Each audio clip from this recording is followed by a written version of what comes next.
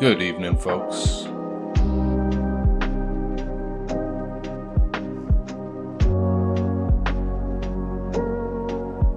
Howdy, folks. My name is Zach. You are. Oh, let me change the audio levels there. You are watching Arclight Mini's happy little painting session. All aboard the Painting Express, part 3. Going to be the final part for this iteration. We are doing trains again. Hooray. We're going to finish off the last of the details on all these cars, just the freight cars. Pretty much all the details are done on the engine car, except for a little bit of weathering, which we'll do right towards the very end. That should only take us through about half the stream. From there, probably looking at switching over to something a little bit special, a little bit of a surprise. Yeah. Should be pretty good. I go ahead and drop the music volume for myself. I'm drowning myself in audio at the moment. Okay. I'm going to go ahead and drop out this music.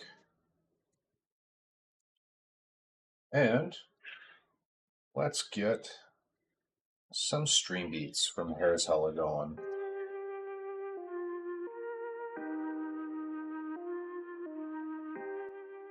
All right. I'm going to pop over to the camera on my desk and we'll get started.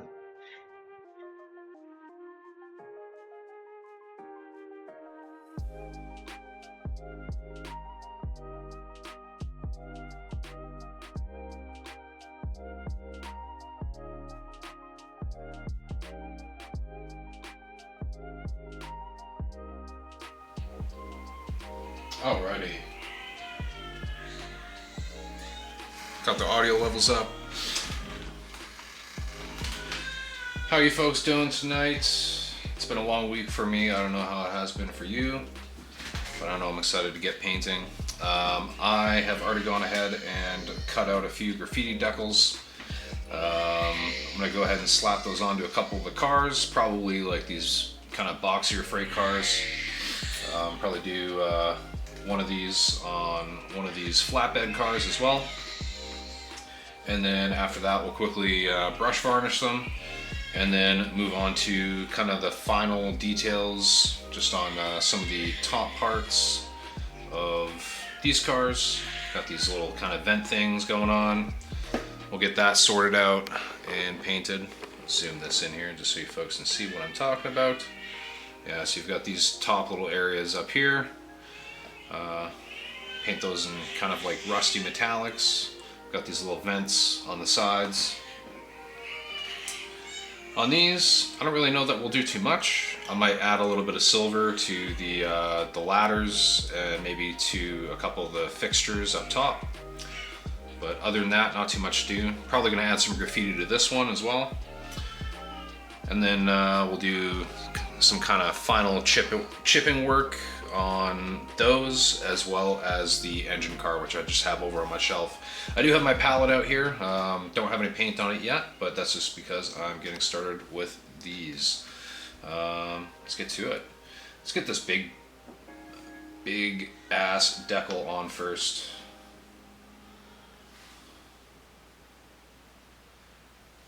I don't even need a brush. What am I doing? This thing's massive. I'm gonna go ahead and just pull that off like that. Look at that thing. So these are from Death Ray Designs. And I'm gonna put that on, no, yeah, we're gonna do it on this one. And these are from Death Ray Designs. They are pretty awesome. I really do enjoy them. This might actually be too long, funny enough.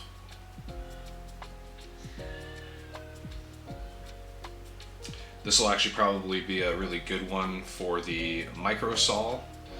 I'll get it to kind of wrap around the corners a little bit. All right, I'm gonna go ahead and open this up. Dunkaroo.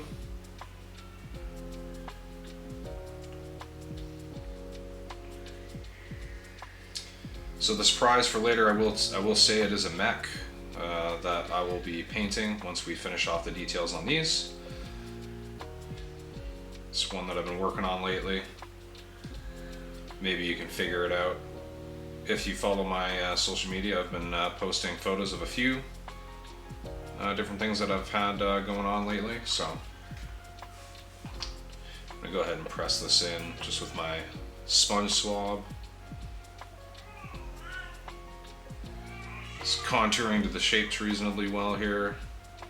I'm going to be adding some more weathering stuff to this afterwards, so this won't look so dramatically clean compared to everything else.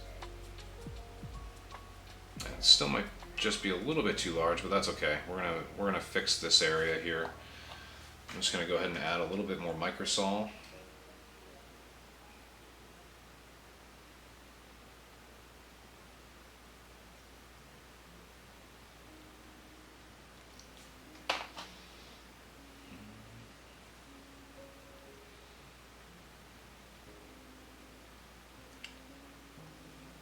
Starting to conform a little bit. These Death Ray Designs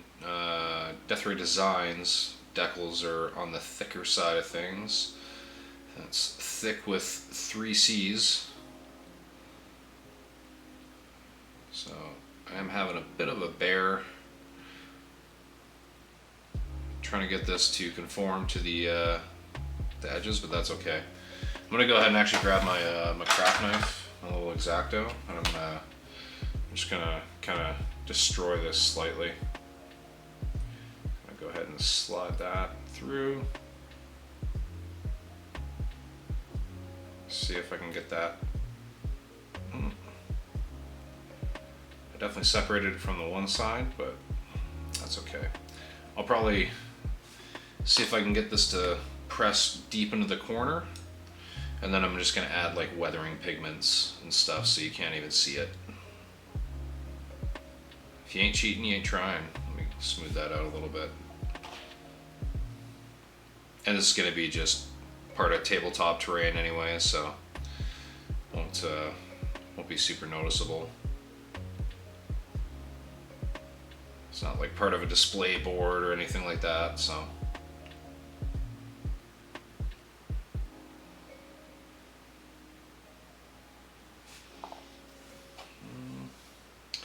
See if I can trim this off just a little bit.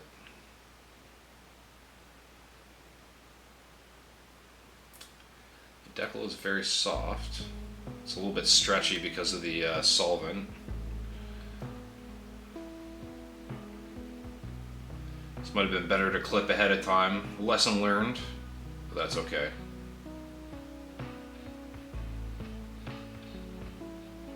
See if I can wedge this really hard into the corner with my knife.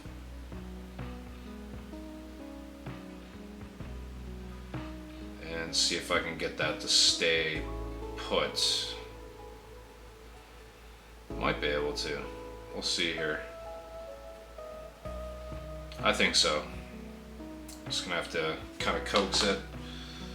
I'm going to add a little bit of the set solution just so it starts kind of sticking into the corner a little bit.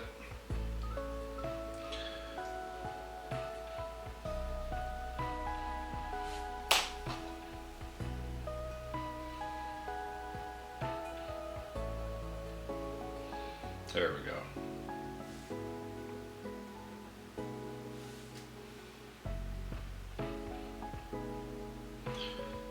And that should be just fine. Once that sets a little bit more, I'll go back at the corner there with my knife and see if I can't kind of tease some of that away a little bit.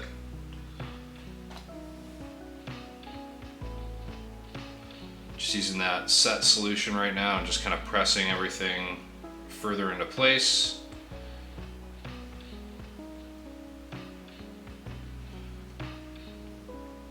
That should be good, and just got to worry about this corner for the most part. I'm probably going to get in there with the knife as well. Just kind of be a little bit aggressive with it. It's kind of the nice thing with this decal is it's so big that I can be a little bit rough with it. and I don't have to worry about it tearing so easily.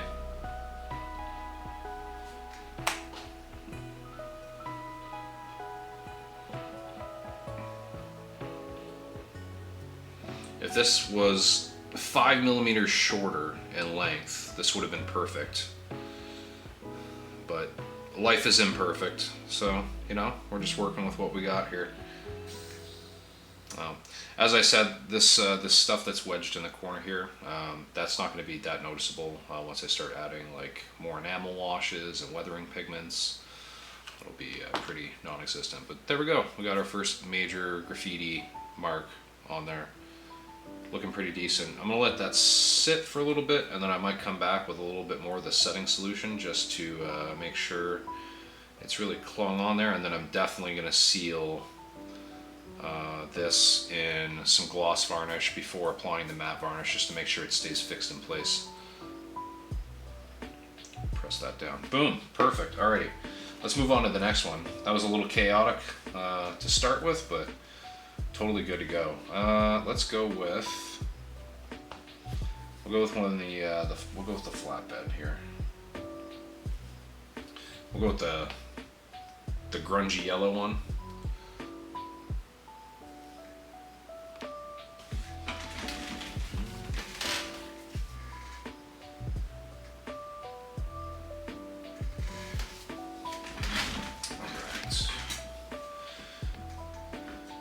This is just going to be a black and white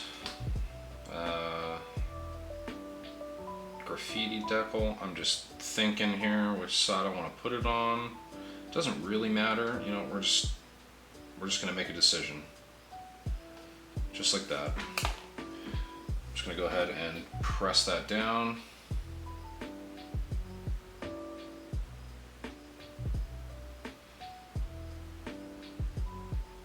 Beauty. And because this is relatively flat, I'm just going to go ahead and add the set solution because it softens this enough. Let's go ahead and zoom this in slightly just so you folks can see a little bit better detail. I really like how the weatherings come out on this. It's looking really good. Oh, autofocus is freaking out a little bit there. Oh.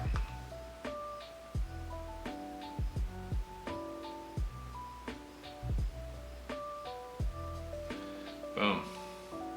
Now I'm going to add like enamel wash and stuff to this, so this isn't going to look so clean, but I also want this to look like, you know, relatively fresh graffiti compared to the rest of the weathering. So this is like a already weathered car that somebody came up and tagged on it.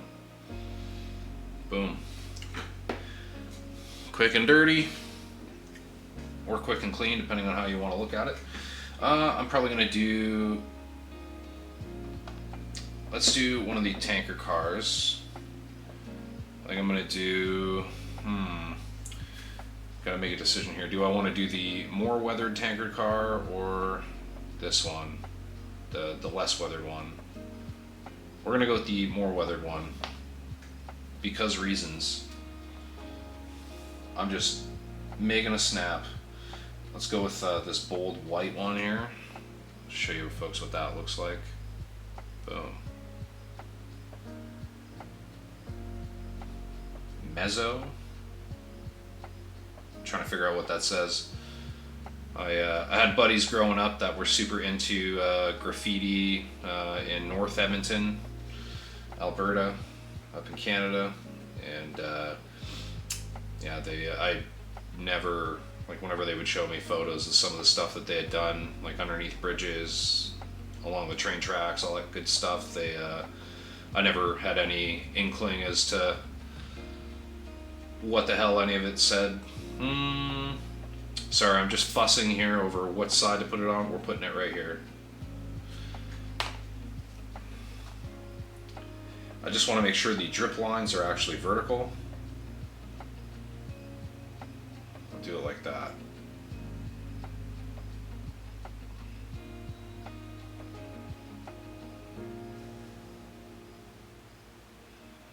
I might cut out one more decal and throw it on another spot on this, just that way it doesn't just look kind of by its lonesome and so awkward.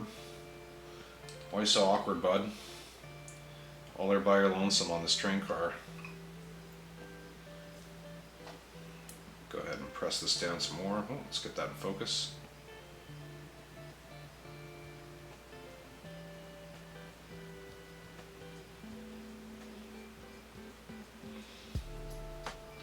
Microset and Microsol work pretty well on these decals. If you buy some Death Ray Designs decals, like this is getting it pretty flat, even though it's a rather thick decal film. It's getting it pretty flat to the miniature. And once I add the gloss coat over it, it's going to kind of fill in and smooth out the area around the edges of the decal, and you won't have any like raised edges or anything like that. You know what, I'm going to go ahead and just add this other one. We don't need to have all the cars with graffiti. I think that would be a little bit, I don't know, it would be fun, but it's also a little bit gratuitous. I don't want them to just be like kind of fun little details. Maybe I should do it, yeah, maybe down here. I think that'd look neat, actually. Yeah, we're going to do it on the bottom. Just that way it's different, you know? It's not just slapped onto the side of the tank. That would look a little bit uniform. I don't want to cover that symbol completely, so we're going to leave it like this. And I'm just going to press that down first, and then I'm going to apply the set solution. That way it doesn't slide around too much. Boom. You know, I'm going to use the solvent just because there is some, let's get that in focus. I'm going to use Microsol here, not Microset. This is Microsol that I'm brushing on, and that's just because there are some little grooves kind of right there. I don't know if you can see them on this side here, and the decal covers those on this side, so I want to really press the decal into those grooves. Just going to let that sit for a minute here, and I'm going to grab a sip of my coffee. Hydration check for the chat. Cheers. Why am I having coffee at 6:20 p.m. Central on a Sunday? Well, that's because tomorrow is Labor Day and I don't have to work. Very exciting. My wife is also being an absolute sweetheart and is being on mom duty all evening until my daughter goes to sleep in about an hour and a half, hour 45, hopefully. I'm basically going to stay up late, even beyond when this stream ends, and paint some other things. It's going to be a good time. Alrighty. I do have some silvering on the decal there. It's just not quite pressed into the recess. That's okay. I'm just going to go ahead and grab some of the set solution now. So this is Microset. I'll go ahead and press this further in.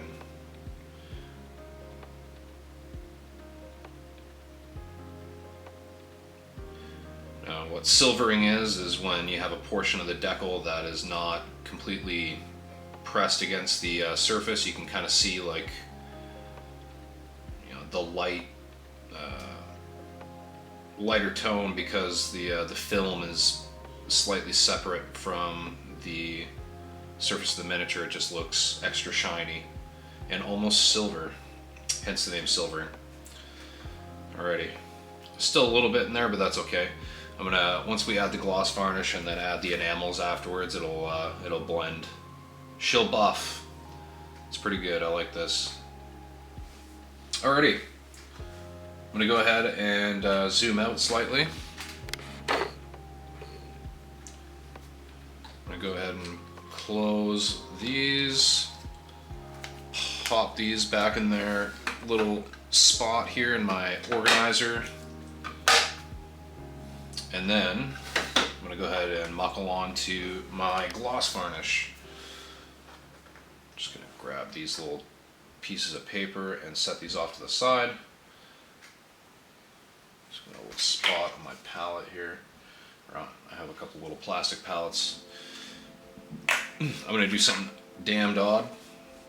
Because this side is super dirty, I gotta soak this in a little bit of simple green or alcohol to clean this off and get all the paint off so I can reuse it effectively. I'm gonna go ahead and use the bottom here. I'm gonna go ahead and pull this off though first. Don't need the cutting mat out. I usually just keep it between my desk and the wall. Alrighty, so I've got my gloss varnish. Just gonna give it a gentle shake here just to get it mixed up. AK gloss varnish is pretty good about not separating, but I've had other varnishes that are not the same, so I just, out of pure caution, out of an abundance of caution rather, I do like to give my varnish a quick shake.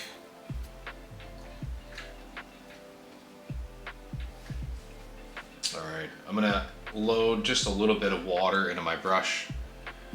Just took a bit of a drop off with my finger there, so you can see there is water in there.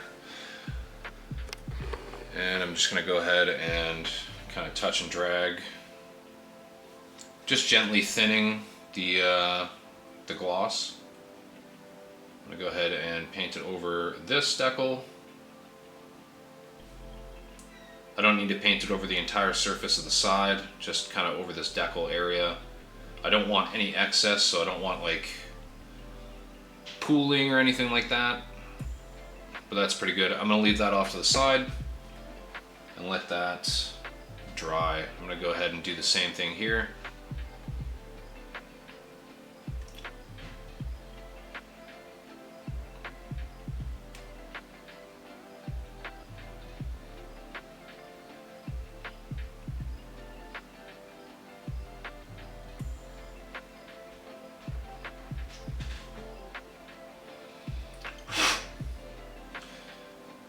Got a little bit of excess pooling kind of in the corners there. I'm just gonna wick that out, wiping some of the excess off onto the paper towel, and good to go.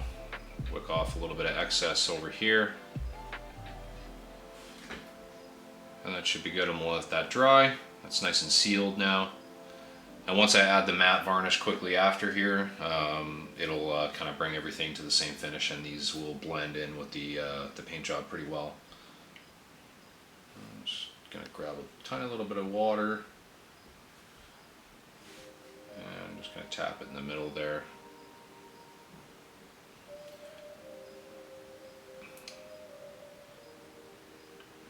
Just doing the side there.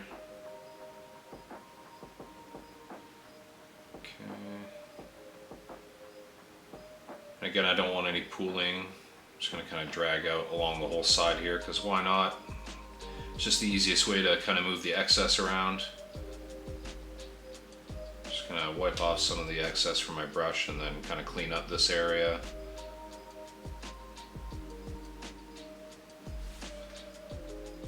And that should be good to go for this one. Okay. Kylania, ooh, finally catching a live stream. Thanks for popping by. And Karinsky3050, thanks for the follow. Sorry for the massive delay in thanking you for that one. Just noticed the alert. Okay. I'm gonna go ahead and just wipe off the last little bit of gloss varnish that's sitting on this. That way it doesn't dry. And then I'm going to go ahead and add some Ultra Matte from AK. Boom. This I'm going to shake relatively well. It is a fairly runny varnish, so this I do not need to thin by any means.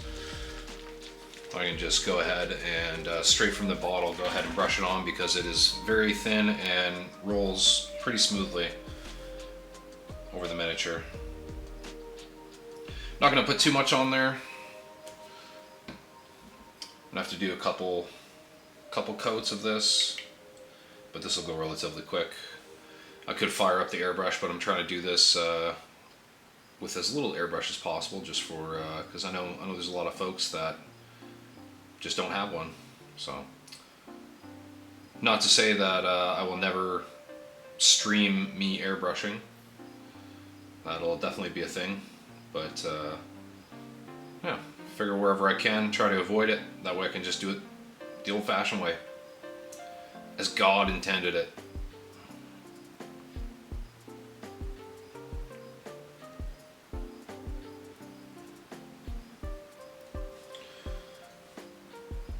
Never sleep on your flat chisel brushes. They're fantastic for things like this. Wipe a little bit of excess off on my hand there. And the trick with all this varnish is trying not to fill all the details, but thankfully we've already done a lot of the, any of the panel lining that we need to do. So this is just kind of sealing things in place. And especially with the enamel wash that I'd done prior. I guess I should apprise you folks of what I'd done off camera, because I did a little bit of an enamel wash, heavily thinned streaking grime from AK, and after doing that I just kind of went through and wiped up a little bit with a swab, took off any of the excess, and then I just brush sealed this with some gloss varnish before applying those decals you just saw me apply. So just a quick little bit of work off camera beforehand just to prep. I'm going to let this dry before I stroke around any further. Go ahead and hit this one.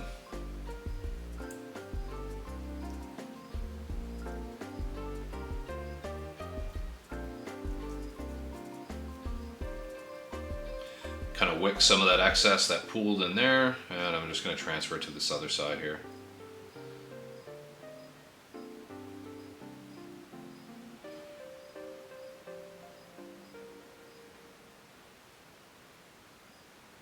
I don't know what that is stuck in there, but that's totally fine.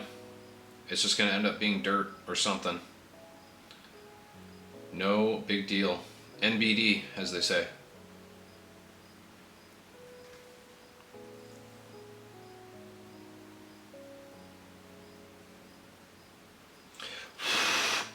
I'm just blowing on this because I had some little mini bubbles forming just in kind of some of the nooks and crannies. Generally speaking, a quick little hard breath on the miniature will kind of get rid of those with relatively good efficiency. Sometimes you got to get in there with a brush or a toothpick or a thumbtack. This is already starting to mat out a little bit with some of that varnish drying. I'm going to set this down, let that dry a little bit. Probably going to have to do a second coat, but totally fine because this is drying relatively quickly and we're already halfway through the cars. What does this varnish do for the Mini? Sealing it basically. So the varnish that I'm applying right now, this is just matte varnish. So this is just to get rid of all the shine that you see on them right now, because they are sealed in gloss varnish at the moment.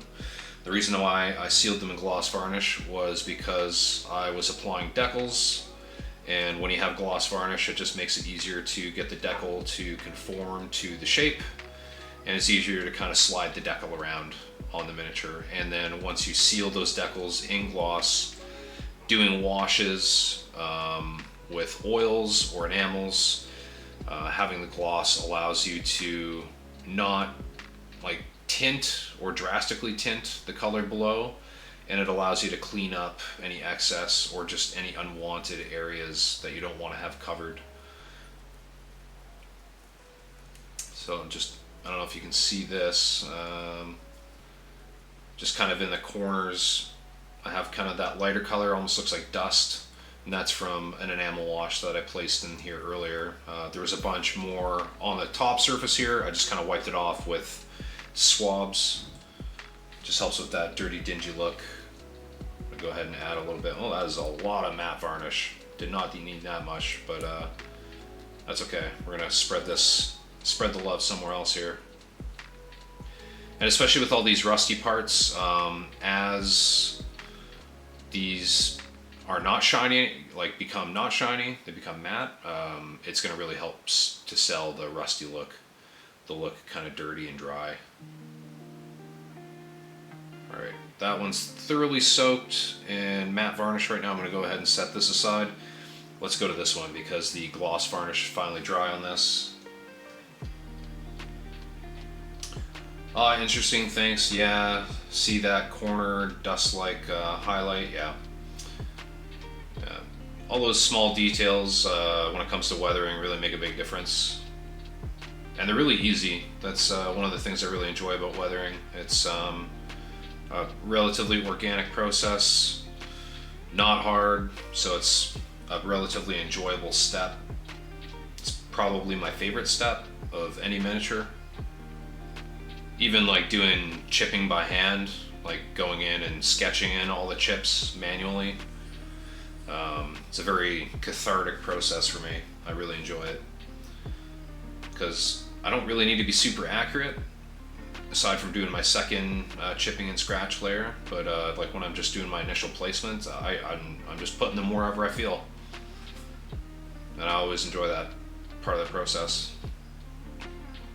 Don't have to go within any lines because ultimately I'm the one making them. Making the lines is what I mean. You know. Alrighty, let's go ahead and hammer this one with some matte.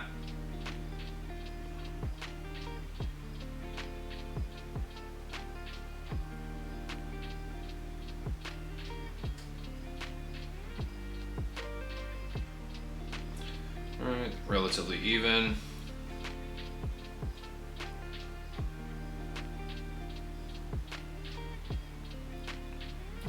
We don't have too many details left to do on most of these. I've already got the doors painted.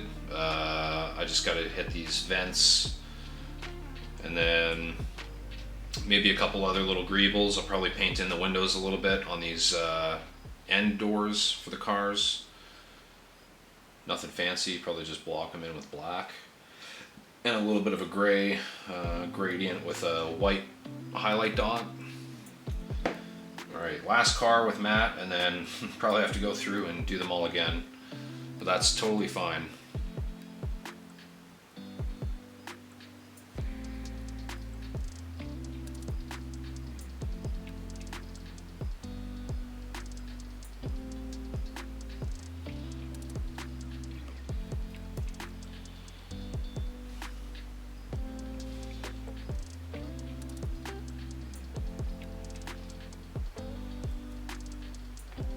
I don't know if you can notice this, but the varnish actually has what looks like a slight bit of pigment powder. So there's a little bit of pigment powder that was mixed in with some of that enamel. That's what's kind of leaving some of the dusty look in the corners.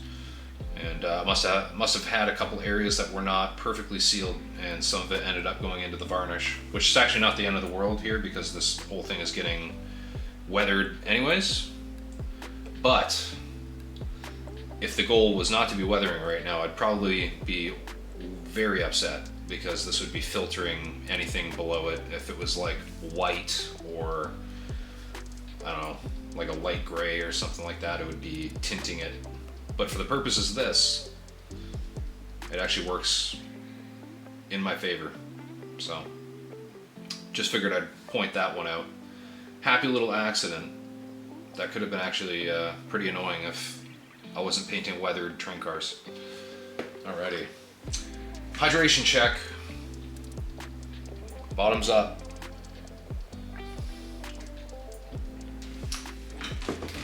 I do have a top up for my coffee because I'm very diligent. Got my Yeti mug. I'm gonna go ahead and pour this in and hope that I don't accidentally pour this onto my wet palette.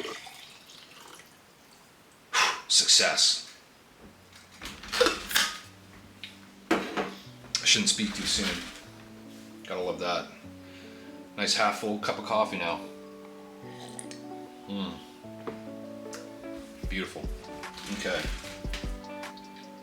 So as you can see, this is mostly not shiny now. There's a couple areas up in here that didn't get hit with the matte very evenly. So there's still a little bit of that gloss layer showing through. That's totally fine. I'm just gonna go back over this quickly with another thin layer of matte and it should be good to go. Definitely gonna hit inside those doors a little bit more. Alrighty, I'm gonna add a little bit more of this to the palette.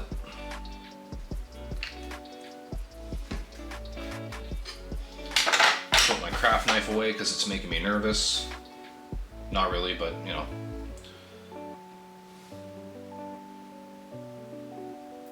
Just gonna go ahead and slop it up into these recesses here.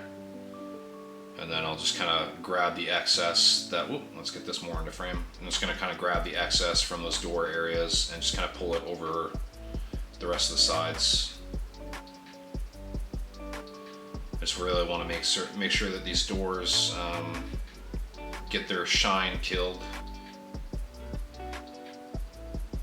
There we go.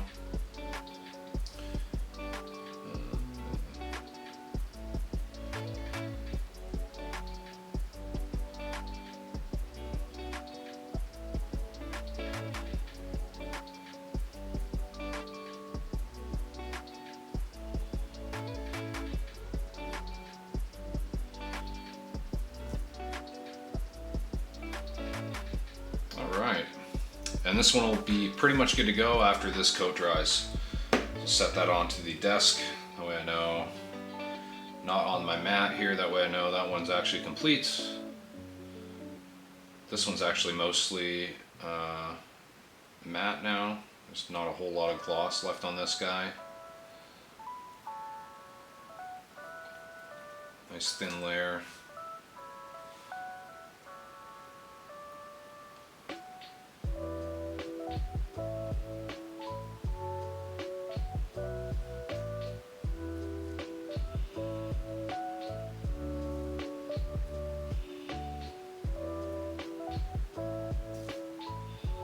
Alright, kind of wick some of that excess off, and that one's done. Next up,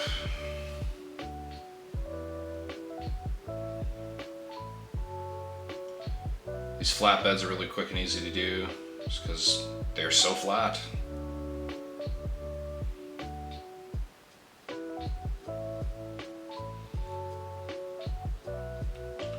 Grab a little bit more and just kind of get up onto the top here. There's still a little bit of that matte varnish, I think, drying in the recesses. I probably could have waited another minute or two to start on this one, but that's okay. Should be good. And let's go to this guy. Yeah, there's still a little bit drying kind of in the recesses. So I'll try not to attack those areas too much.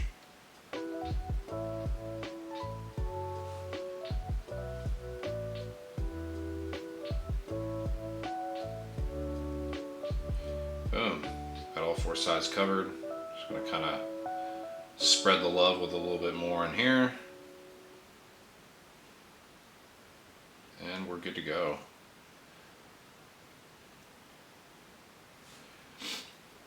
It doesn't need to be completely perfect because at the very end I am going to hit this with a mix of satin and ultra matte, like after I've done all the details, just to kind of seal everything and kill any remaining shine, but I'm going to do that with the airbrush.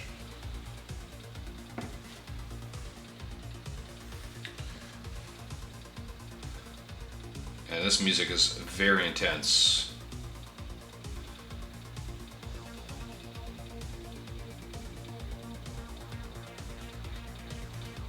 I feel like the intensity of this music is actually speeding up my brush strokes, so we're going to stick with it tonight.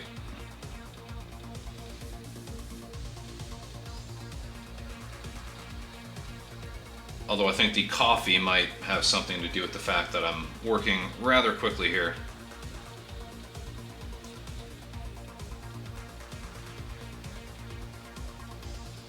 All right.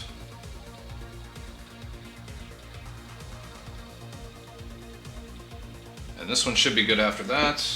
And yeah, this one's already mostly matte. You can still see a little bit of shine on the end here, but you can see these sides here, they're nice and dry, all the shine's killed, and it looks nice and rusty. Pretty good. Pretty much out of the matte varnish on the little palette here. I'm gonna add a little bit more.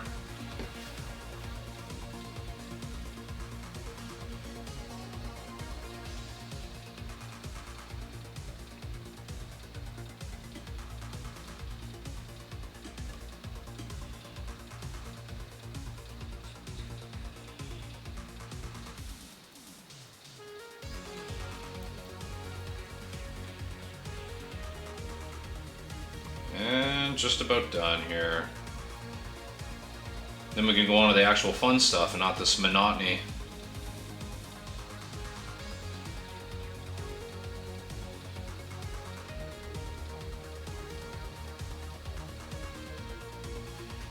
Kind of remove some of that excess. Kind of dab up a little bit of that from the recesses. And this one's going to be good to go. Okay. So, I'm going to get these onto the mat here. And by these I mean the miniatures. Oops, just kind of knocked that one over. Totally fine. And let's zoom this out. Alrighty, so a couple of these are still drying. I'm going to go ahead and wipe off the excess varnish just like I did with the gloss. And I'm going to set this off to the side. So what I'm going to do now is I'm going to focus on this car and this car, the two box cars.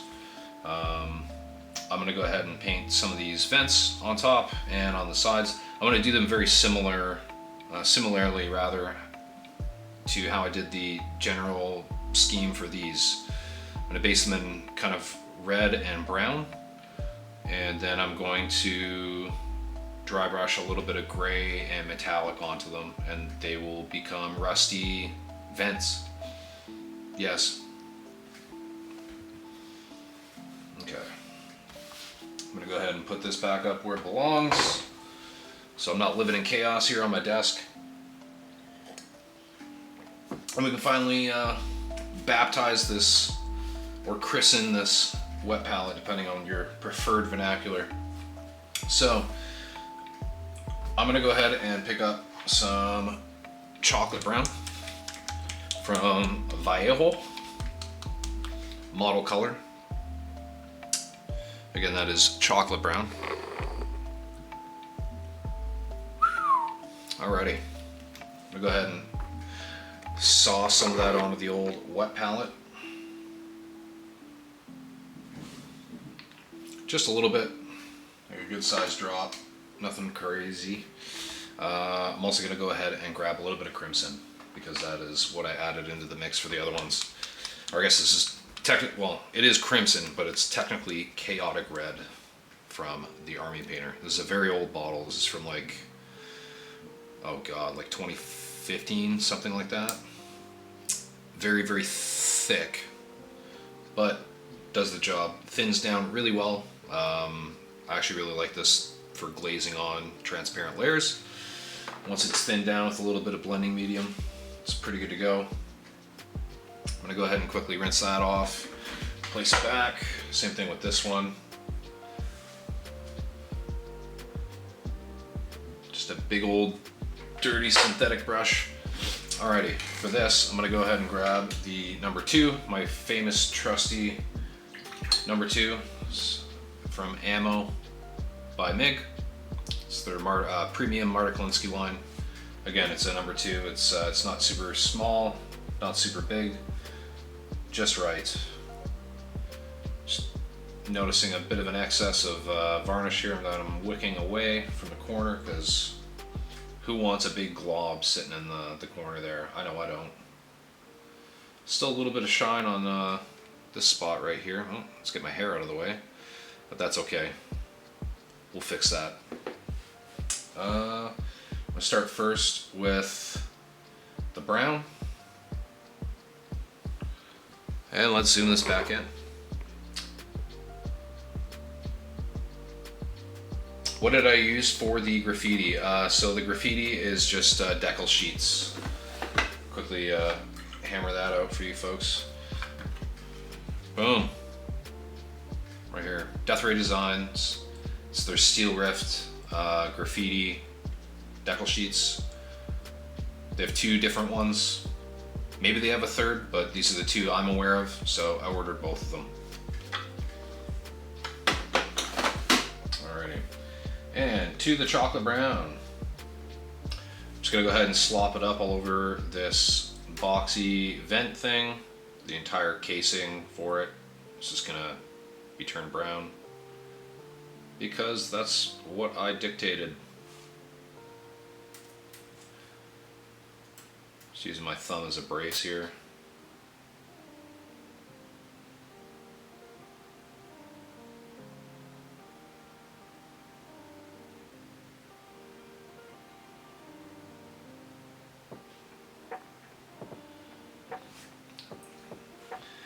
Probably going on just a little bit thick. I'm just gonna I just wet my brush a little bit and I'm just kind of pushing some of this around.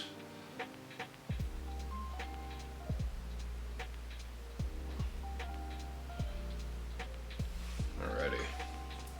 Move on to the next one. I'm just gonna add a little bit more water to my chocolate brown here because it is a little bit thick out of the bottle, and I'd added a little bit of water, but evidently not enough. Evident by the fact that it was kind of filling in some of the details, which is not what I want. Definitely don't want my paint going on so thick that it fills in details, because that's bad feelings. Bad feels.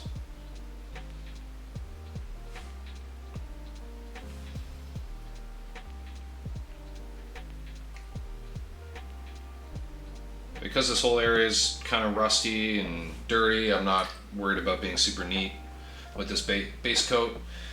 Before these completely dry, I'm just going to go ahead and really wet my brush here, add a lot of moisture. I'm just going to tease out a little bit of this crimson, and I'm just going to kind of stipple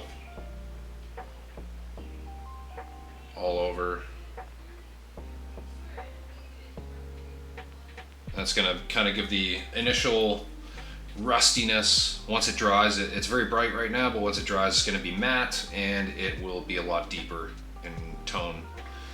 So it's going to be those initial red tones. I'm going to go ahead and do the same thing that I just did with the other card to this one. Shocking. Oh, let's add a little bit of moisture.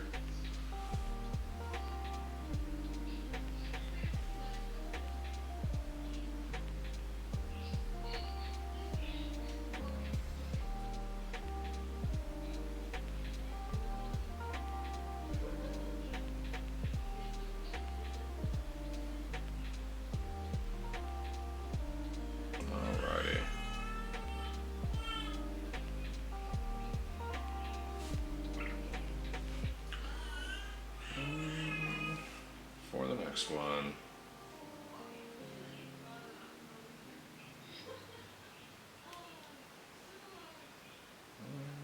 Okay.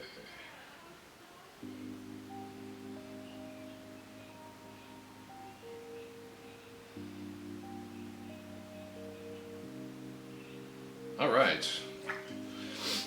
Those are done. I'm gonna go ahead and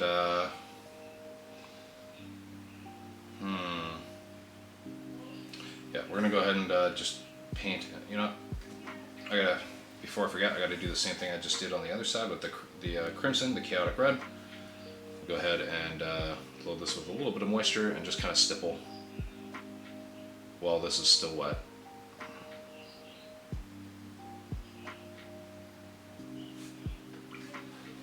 There we go. I'm just gonna pull off a little bit of the excess moisture. And then I'm gonna go and hit just the inside of this vent. I'll try to anyways.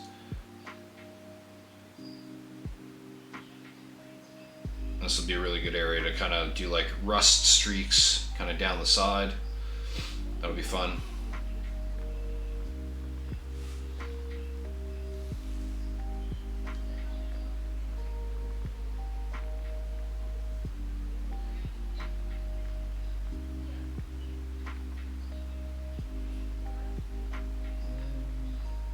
All right, let's do that again with the other one. You can see this is mostly matte now, and the decal actually kind of looks like it was painted on.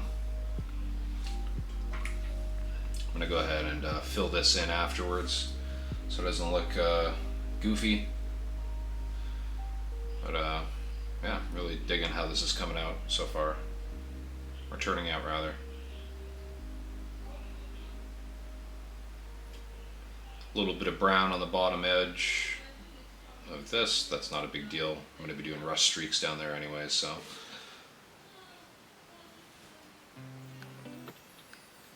Offload a bit of excess on my finger there.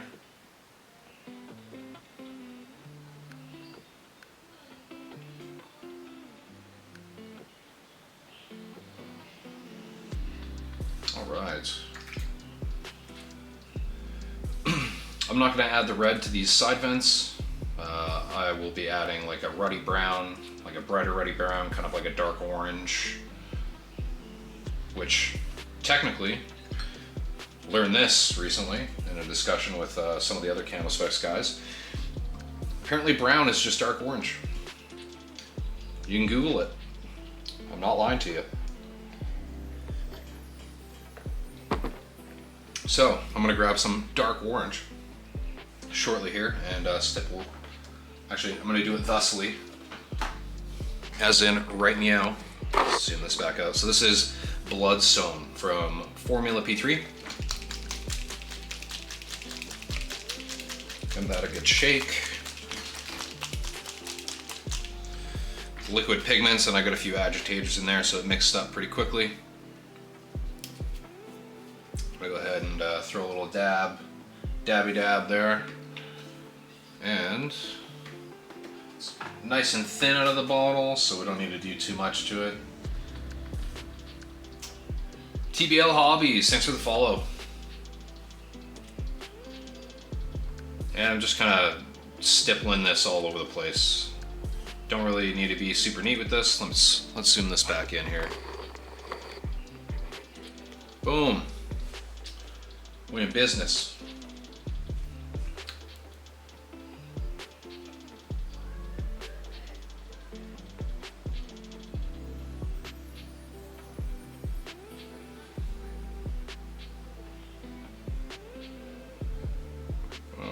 Just stippling it all over the place. Very generously. This is kind of thin, so it's not going to be super opaque, which is good. It's going to let some of the deeper browns and reds show through underneath it, aside from the areas that I kind of go over in multiple passes. That's pretty good, just like that. And then I'm just going to kind of do the same thing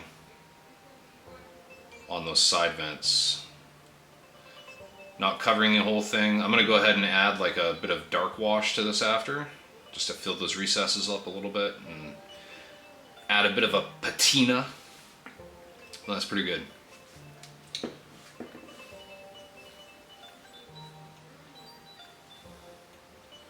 And perfect, we still have a little bit of that red there, so that's nice. It's going to kind of blend in, wet blend a little bit.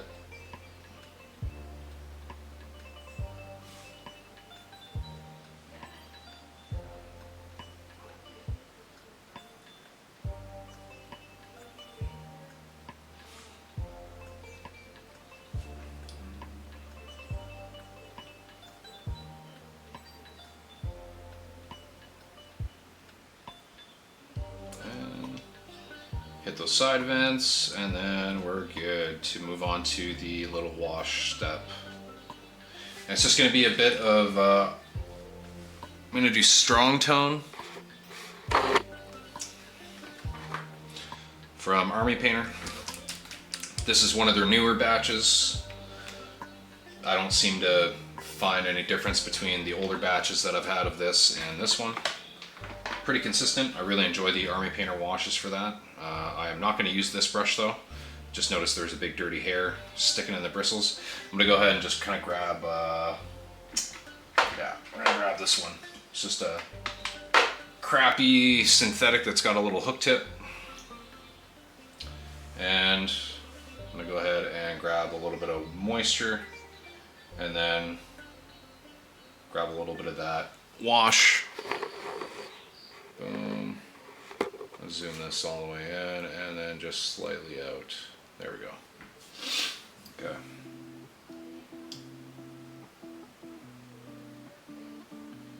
You can see what I mean by patina.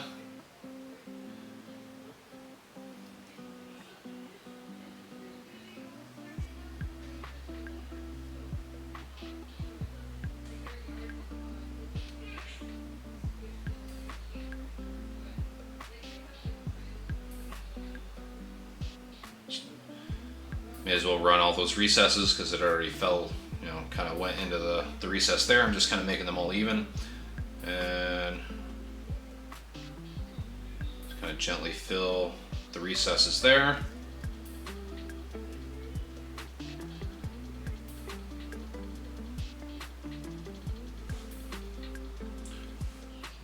Let's add a little bit more here.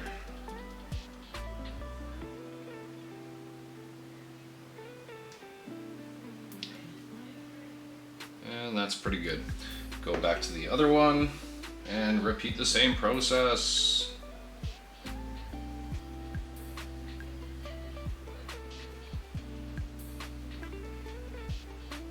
Okay.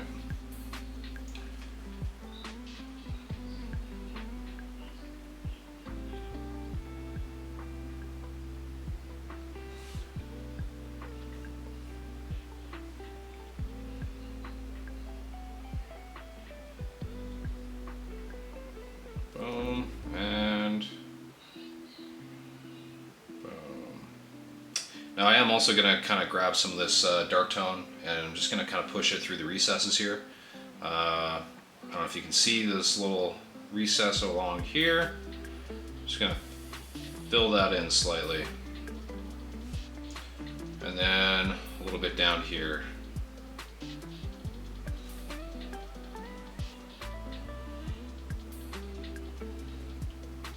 That's just to add a little bit of variation. I'm going to go ahead and add a little bit into the recess in there. And we'll do the same thing on the other side here. And we'll rinse that brush. There we go. This should dry relatively quickly. It's pretty much already dry on the other side here. I just need this to dry completely before I can go ahead and attack it with a little bit of metallics, and that will kind of give the final result of what we're looking for on these. And then for this one, I'm gonna, preemptively, I'm gonna go ahead and paint in these windows while this is still drying. I'm just gonna paint them in black. I don't really need to worry about jeweling them or anything because they are so tiny, and I just don't care to. They're gonna be, in between the train cars. Not really seen. It's just a detail I don't really care to spend that much time on, but I'll at least put the indication in because there is the recess here, so right here.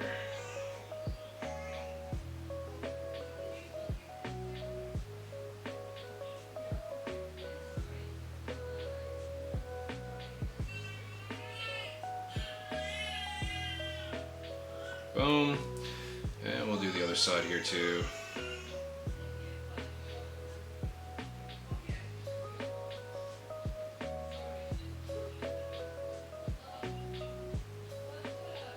Just trying to use the tiniest, that little tiniest recess as my guide. This one's not perfect, but that's okay. Good enough. Go ahead and rinse my brush quickly. Boom. Definitely digging how dirty and rusty these look.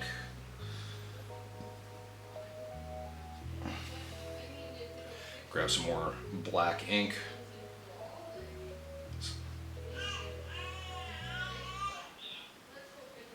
I believe this is Indian black ink or India black ink from Daller and Roney, however you want to pronounce it. Tomato. Vallejo, you know what I'm saying.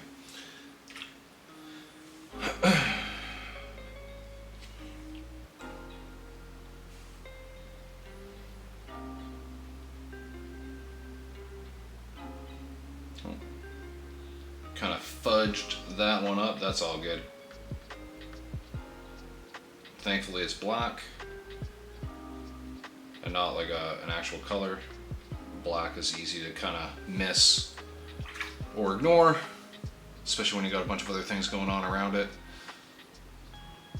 Still pretty shiny on that little corner, but that's okay. Once I hit this with the airbrush at the very, very end, should be good to go. Liking how that looks. All right, just taking a look at these, and they are dry. Perfect. That was the perfect amount of time. I always try to find little efficiencies like that if I'm waiting for something to dry and I know there's another little spot on the miniature that I can kind of finish in the meantime. I try to do that as opposed to sitting there and going Looking great. How many cars are you going to do for it? So I've got 6 of the freight cars. Boom. Oops. Right here. I've got the 2 tanker cars. Let's get those up here. And now that they're nice and matte, as opposed to glossy, the weathering effects are starting to kind of show, which is really nice. It's still nice having those, all those like symbols and stuff on there. Boom, little flatbed. I do have a bunch of passenger cars that I already have painted up. All right, hydration check.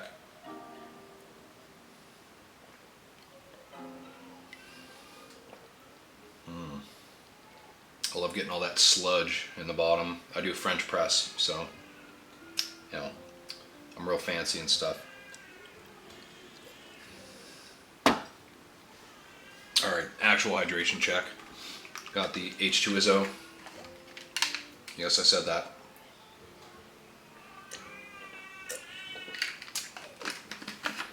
If you hear my daughter in the background, she is being a peach, as my wife loves to call her. Just fussy, trying to get her to bed. Okay, let's go ahead and grab some of this pig iron. I really don't have much of this left. This is also from Formula P3. It's a pretty good metallic, actually. It's darker than gunmetal or bolt gun silver, depending on what brand or name you go by. But like, got gunmetal from Army Painter, and pig iron is definitely darker than that. So I like it as like a dark metallic or dark mid-tone. Don't know why I grabbed that. I'm gonna go ahead and grab this thing. A little dry brush. It's like a chisel makeup brush for, I don't know, doing things with makeup, but I use them for dry brushes. So away we go. Just grabbing it and gonna offload most of it. That's pretty good. Go ahead and just kind of swipe along these.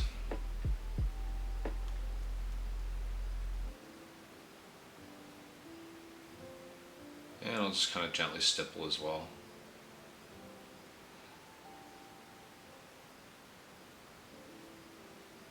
Oops. Getting a little bit on the green there, which is not what I want. I can probably offload just a little bit more, actually. That's probably good.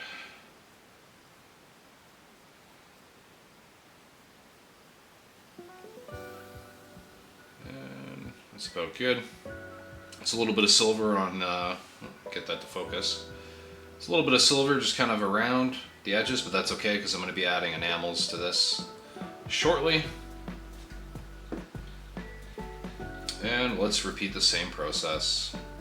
I've got a little bit less on my brush here, so hopefully this doesn't silver everything as aggressively.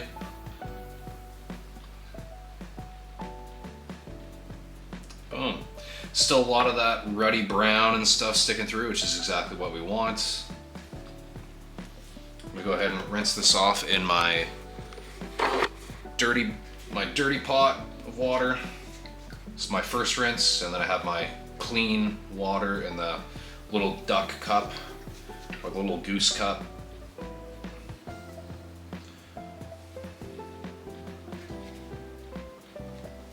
All right. That's pretty much it for that. Let's go to enamels, because enamels are fun. Actually, before we do that, we'll do a couple quick little streaks of rust. So there's a few ways you can do this. You can use just streaking grime, or you can use Cryptek Armor Shade Gloss. There's a matte version of this as well. It doesn't really matter because at the very end, this is all going to be getting sprayed with matte varnish. So this, this being glossy doesn't matter. Sometimes I'll do this at the very end if I want it to be glossy and have it look like it's, I don't know, engine oil or something leaking out, but I just want this to look like dried rust streaks. I want it to be like a very dark opaque rust streak, so we're going to add a couple to kind of these small vents coming down the sides on these, as well as a couple other areas on some of the other rusty cars. And yeah, and then we'll probably grab the engine car, do a few little chips and scratches, and then we'll do the enamels, because that's going to be one of the final steps. All right, so this stuff is like it's like a bronze, it's got kind of like got metallic flakes almost in it. It's like kind of shiny and sparkly almost with its glossiness. It's a very interesting wash color. It's very opaque, so it works really well for this stuff. Just kind of show you on my fingernail. It's really dark brown.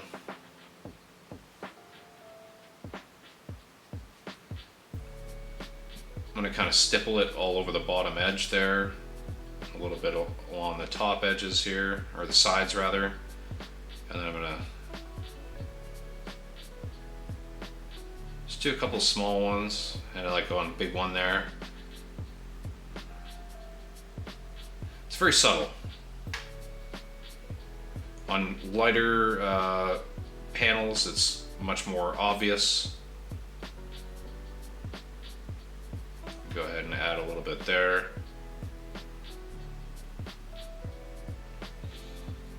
Just like that. And I'll go ahead and do the same thing on the other side. Kind of hit these little sides here, just to darken them and give the indication that there's, you know, a patina change. Kind of hit all the bottoms here. Kind of fill that panel line and streak downwards. Just like that. And I'm not going to go as far down on this side as I did on the other one, just to change things up a little bit. Maybe this side just, you know, gets rained on more, sitting in the train yard, in the rail yard rather. Who knows?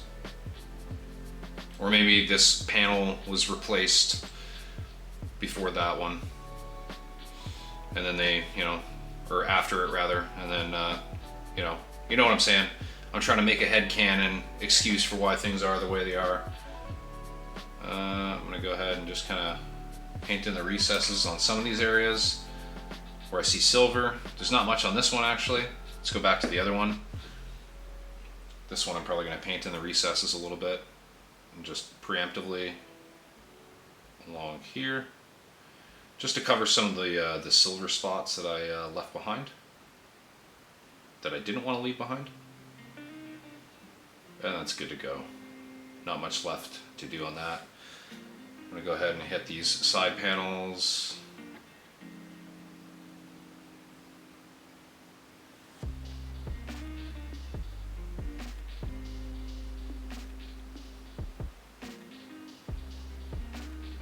And because we have this graffiti here, this will be nice. This will be a little bit more apparent.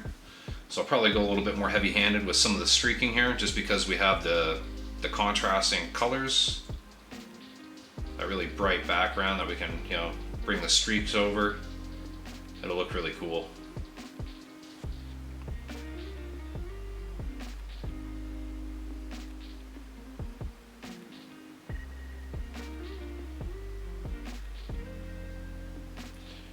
Just stippling, I'm not like trying to be super neat there, but that's pretty good.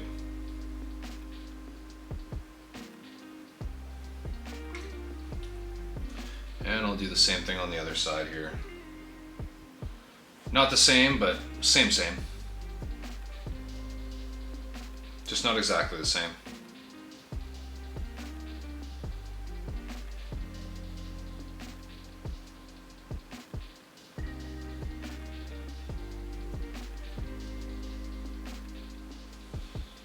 Just like that.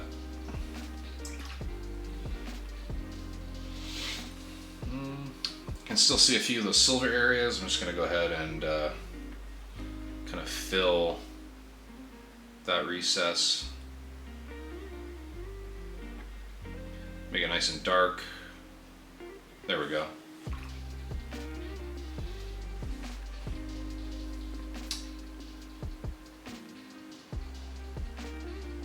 It's a very small detail, but I think it looks really cool having those little streaks, and once I add the enamels, it'll kind of bump it up to that next level. Alrighty, I'm gonna go ahead and grab this one. I'm gonna pick a couple spots and add some little streaks, and then we'll carry on with the kind of engine car area, because this thing's kind of rusty all over. This will be kind of a fun one to add streaks to.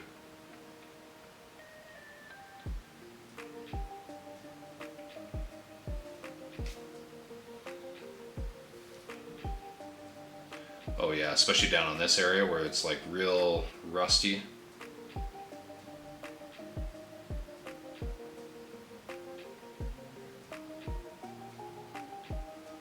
Trying to kind of make the rust run around those little rectangular things.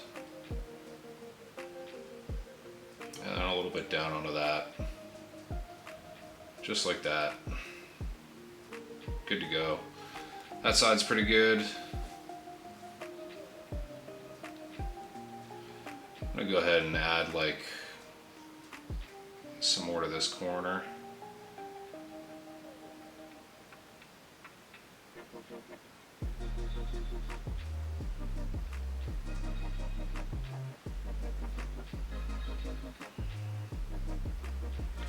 And just those little streaks over top the danger sign, just mwah, fantastic.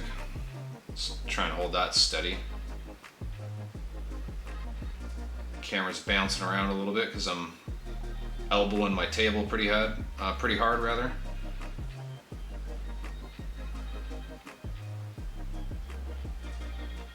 Kind of fill in all this light gray.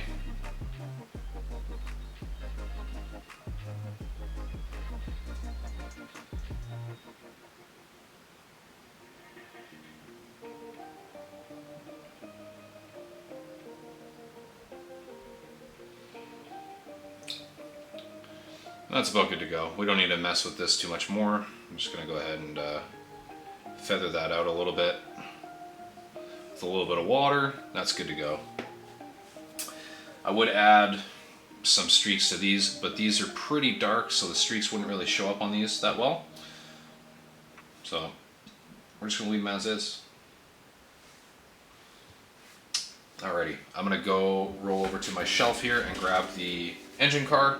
We'll do a little bit of chipping and scratch work. Show you folks how I do it. It's also a nice little organic process. But yeah, one sec.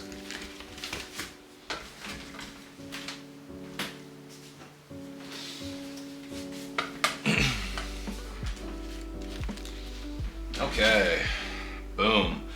If you were watching last week's stream, you should recognize this. This was the engine car that we spent most of the stream working on. Got the side windows there that kind of look like they're lit from inside or reflecting light. We've got the sky earth non-metallic metal windscreen. See if we can get that to focus. There we go.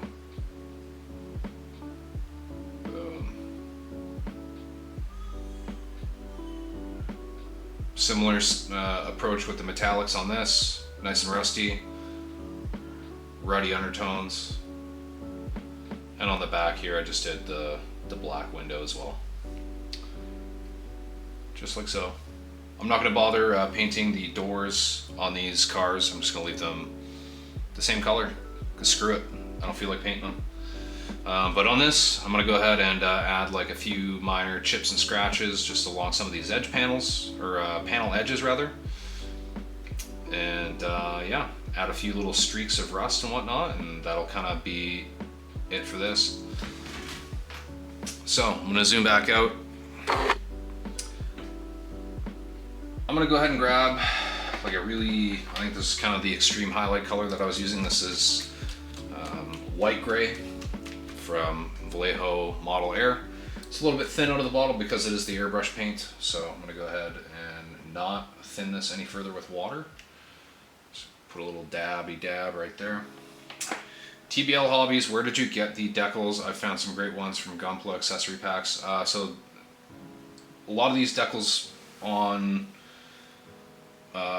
these cars come from Fighting Piranha Graphics as well as Death Ray Designs. Yeah, all of them come from them. The smaller warning signs and whatnot come from Fighting Piranha Graphics, as well as the little hazard stripes, but the little roundels on the side here and the graffiti come from Death Ray Designs. I personally haven't really dabbled with the Gunpla or Tamiya decals, just not really something I've messed around with. Just gonna go ahead and get some of this paint on my brush, zoom this in.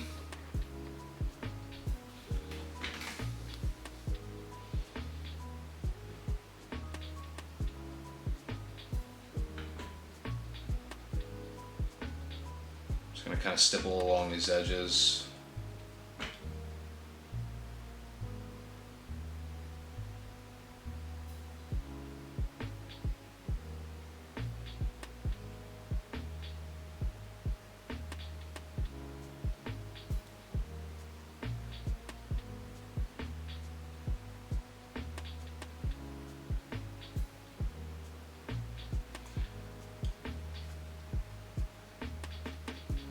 Just some little scratches, little fine lines. I like doing the little kind of the little cross scratches, kind of opposing directions almost, opposing angles. Just adds a good amount of visual interest. I'm going to try to have a lot of the scratches kind of coming from front to back.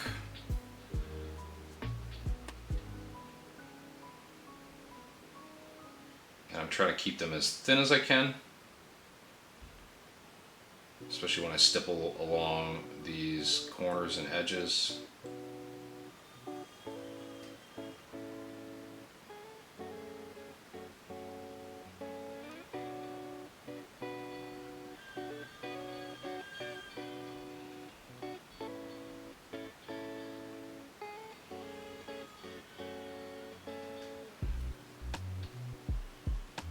Some of these are going to be very faint, but that's okay. This is already a rather bright gray on the actual edge highlights. I think it might actually be this same color, which is, you know, you kind of want to use the edge highlight mixed with a little bit of extra brightness value, but I am being a bit lazy tonight. Just totally fine. Nothing wrong with being lazy when you paint, if you're doing it for the right reasons, to avoid work that's unnecessary.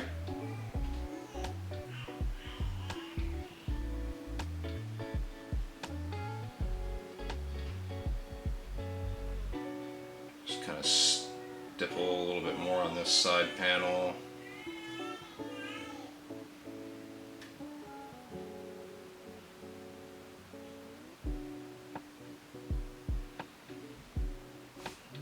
Try and get some more on the front end of this car, I think. Just trying to get some more paint on my brush. I've got a little bit too much moisture in my brush there. Wick some of that away on the paper towel.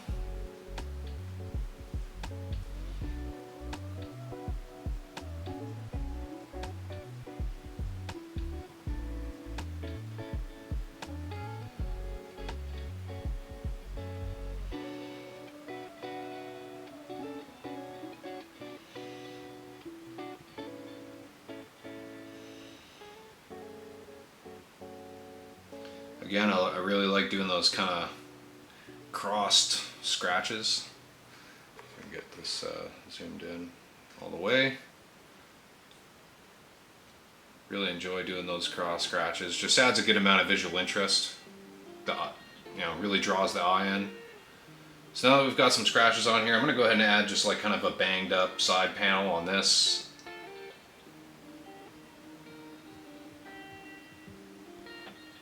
Just going to go ahead and like tons of chips and scratches and all that stuff. Just like that. And now I'm going to go ahead and use that same wash color. So normally I would take like a burnt umber ink and mix it with like a black gray from Vallejo, but I'm going to be lazy again. I'm going to just use this and stipple it on inside these areas that are white basically. And then what that does is kind of give the indication that, let's get this to focus, gives the indication that the paint has been scored through to the layer below, and you have like exposed rusting metal. Because this wash is so opaque, it actually works really well for this on like brighter colors like a light gray.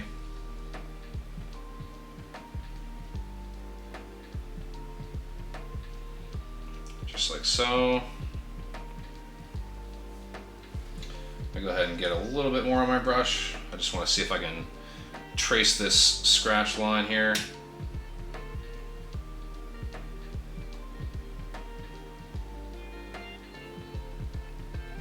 Not bad. Could have been worse. Could have been better, could have been worse. Not terrible, not great. And we'll just add a little bit more in on these corners and stuff.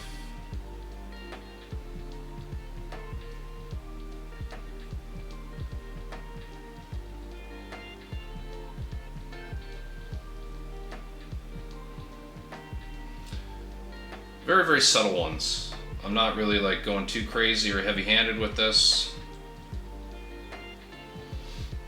Just kind of going along some of these edges, just to kind of darken inside those bright areas. And I'm just going to stipple along this front edge, just like so.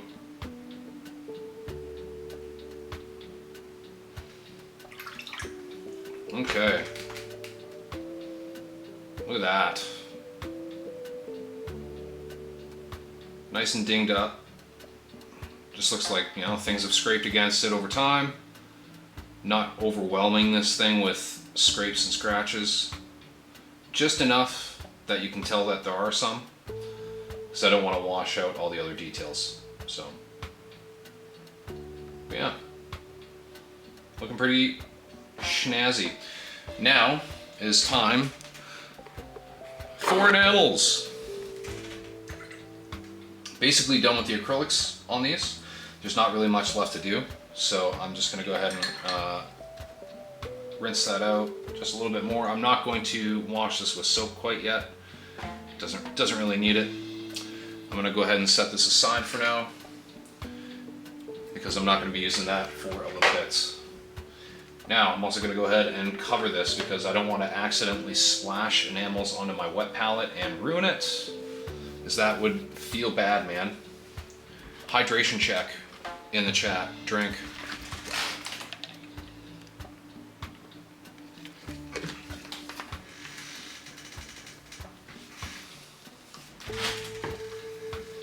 Alrighty, so I need to pick up some more enamels. I do have this lovely enamel panel liner, which I have not used yet. Really want to try this out on, this is Tamiya, by the way. Really want to try this out for panel lining. I've only ever really used acrylic ink, heavily thinned down with like flow aid and stuff like that over gloss, as well as, and that would be for like pin washes, and then beyond that, mostly just oils. Oils do the job for sure, but they take a lot longer to dry than enamels and acrylics. Obviously enamels take a little bit longer to dry than acrylics, but when they dry they're pretty good to go, and you can still kind of clean them up the same way with white spirits or mineral spirits the same way that you do with oils. So that's why I like these. But we're not talking about this today, or we're not using this today. So I have two things that I use in the form of streaking grime. So I have just streaking grime straight from the pot. This is not thinned at all. However, this is, I just have this little jar. There's a little bit of pigment powder added in here. It's like a mix of desert yellow and burnt umber pigment powders, as well as a little bit of the streaking grime. And this is heavily thinned down with white spirits. This is really good as just like an overall weathering wash. I love using this on like buildings and stuff. And this is actually what I used on all of these cars to kind of dirty them up just a little bit extra and kind of put that dusty look into the recesses with the little bit of pigment powders that are mixed into this. It's not a lot that are mixed into this, but I do like the fact that they're in here because they just kind of randomly dry and pop out on miniatures, almost always in the recesses. So, but yeah, what we're going to be really using right now, because I've already utilized this, we're kind of going for more spot grime. We're going to use this, just the straight up streaking grime from AK. I'm going to go ahead, I have like oil brushes and enamel brushes that I use. I'm going to go ahead and pick this one. It's got a decent tip on it, not super small, but also going to grab this one. It's got a much more narrow tip. You know, we're going to put this one away. We're just going to use this one. And leave that there. I'm going to give this a good shake. TBL Hobbies, have you tried using it with a dip pen? I have not. You mean like a fountain pen?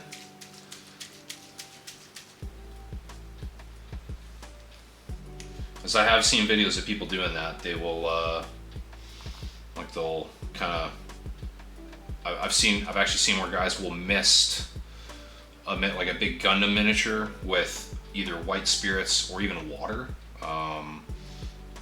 But they'll mist the whole thing and then kind of dab everything off with a paper towel, but there's just a little bit of that white spirits left in the recesses of the panel lines.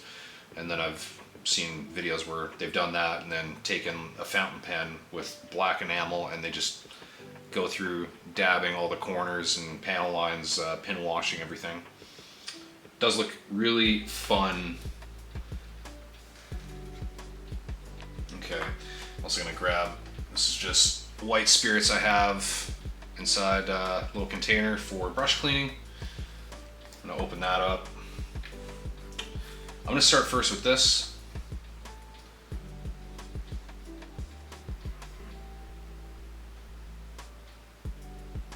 I do have, there is like some dried chunky stuff along the sides here on the inside. Sometimes I do actually like to grab little bits of this and I'll apply it in like a big clump, and what that does is help to give me like a lot of streaking grime to kind of like feather out and streak from. I might actually utilize a little bit of this just for a couple spots, like this one right here. And that one, and we'll just touch along over here. That should be good. Let that sit off to the side. I'm gonna go with a little bit of a less aggressive application on this.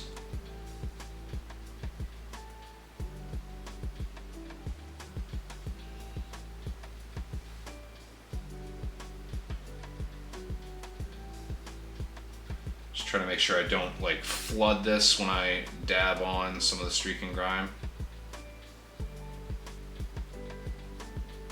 Oops, that is out of focus. You can kind of see the wet areas where I've applied it. I'm gonna go ahead and grab like one of these chunky boys and move on over to the other side here. Try and get this in focus.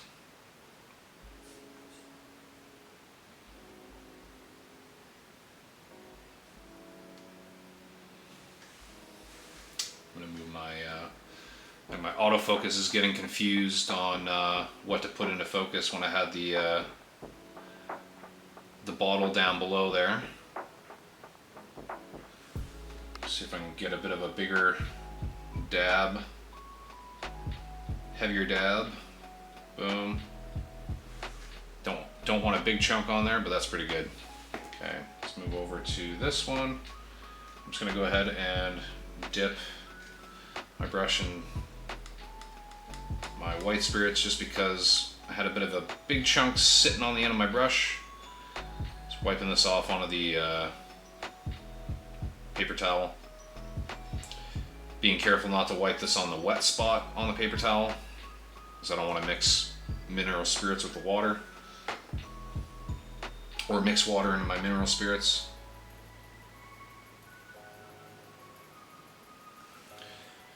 Alright, so I'm going to come into these areas where I've added the streaks. I'm going to add a reasonably heavy amount. I'm going to add just a little bit up to the top here. Just going to tap, tap, tap it all over there. That's pretty good. I don't need to add too much more. Do the same thing on the other boxcar here. I go ahead and add just a little bit more of the streaking grime to my brush. Got a little bit of a nub there on my end. So this will be a little bit chunky, but that'll feather out really well. I'm gonna grab a bit of a chunky chunk right here and place along here. I'm also going to place some into this recess to kind of hide the paint a little bit, or hide the decal rather, and then I'll kind of streak down from there. Boom.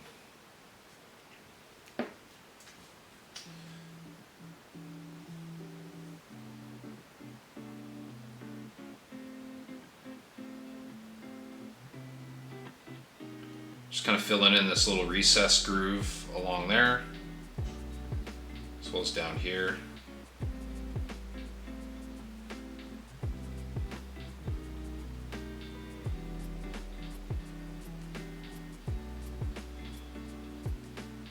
And just kind of dabbing all over that, because why not? And I'll just add a big chunk right there. That'll add a little bit of variation on this side. Not that there isn't any variation on this side, but boom. TBL Hobby is not a fountain pen, but metal nib and a wood or plastic handle.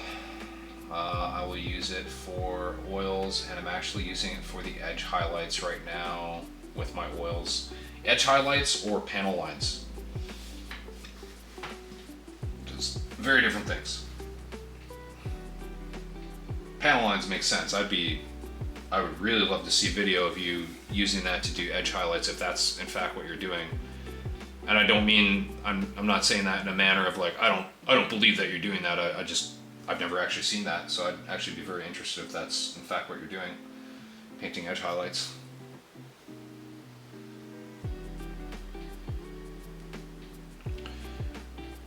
Now this streaking grime, once I feather it off with the white spirits, is like, you're going to be able to see that whole sign, but it's going to be kind of tinted and dirty, which is exactly what I want.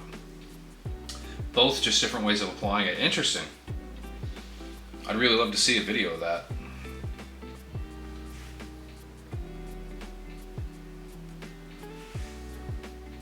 Are you doing that on larger scale miniatures like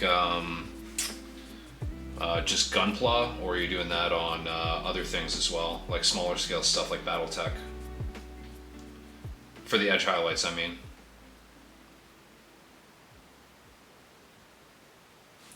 Alrighty.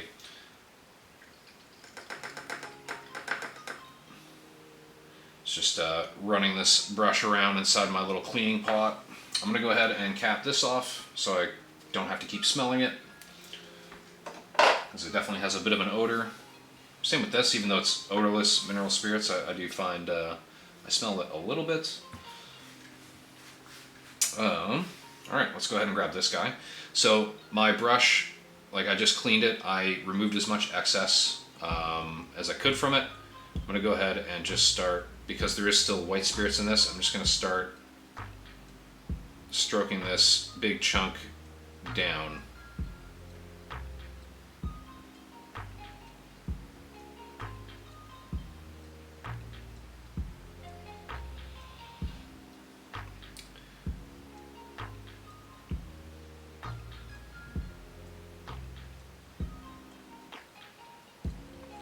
I'm going to use my finger to wipe off a little bit of an excess there.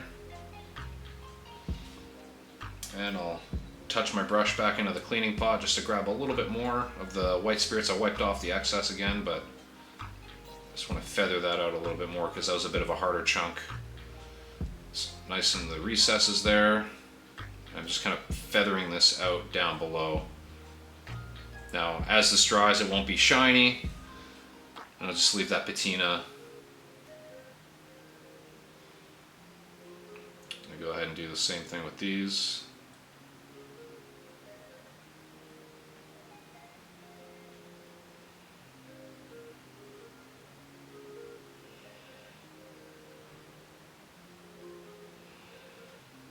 And just like that. Looks pretty nice. Very subtle. Again, very small detail. But it really looks like that was rusting now, which I enjoy. Tickles me silly. I'm gonna go ahead and just kind of do the same thing. Find those areas that I applied some of this before. I'm just gonna feather it out. Whoa! I just realized I got a big old chunk on this guy, and that would have been from me placing this into the pot. Just gonna go ahead and wipe that off so I'm not getting it on everything on my desk. The nib is covered, and it will put just a little bit on the rounded edge. I start in an area I don't mind excess being in, and from there it gets easy. You can also put just the smallest amount and add accent line in areas without a recess. Okay. Working on a Davion Heavy Guard commission. Deadly. Just drop your social media tags in the chat. I'll check your page out afterwards. I'd be very interested to see your work in progresses. All right, just placing that back over there. Now that I have streaking grime enamel all over my my finger. Go ahead and grab a little bit more of this white spirits.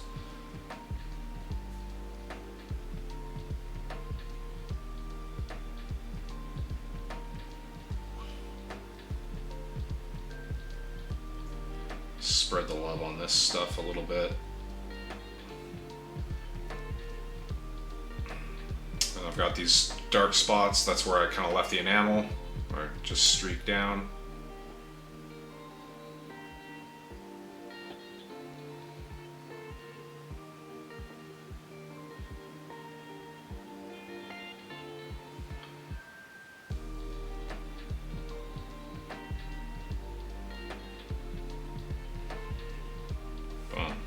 Just like that.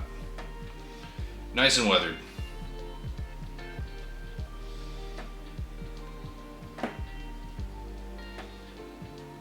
Okay. I'm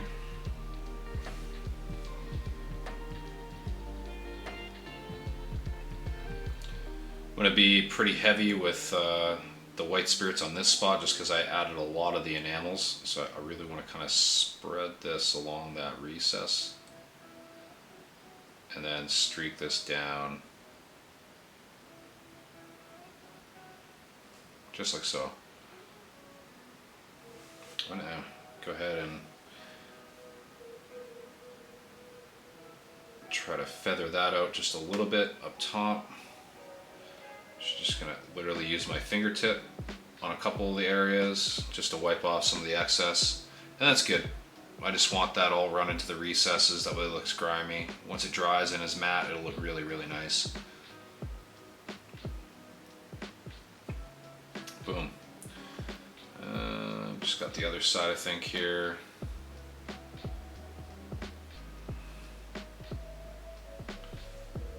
Good to go. I'm gonna grab this one.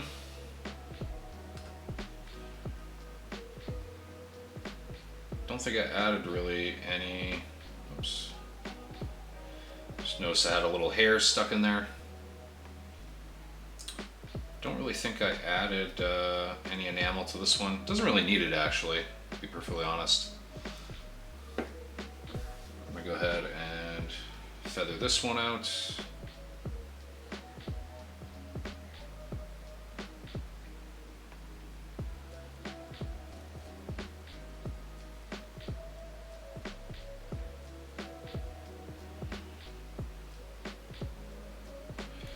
Just like so.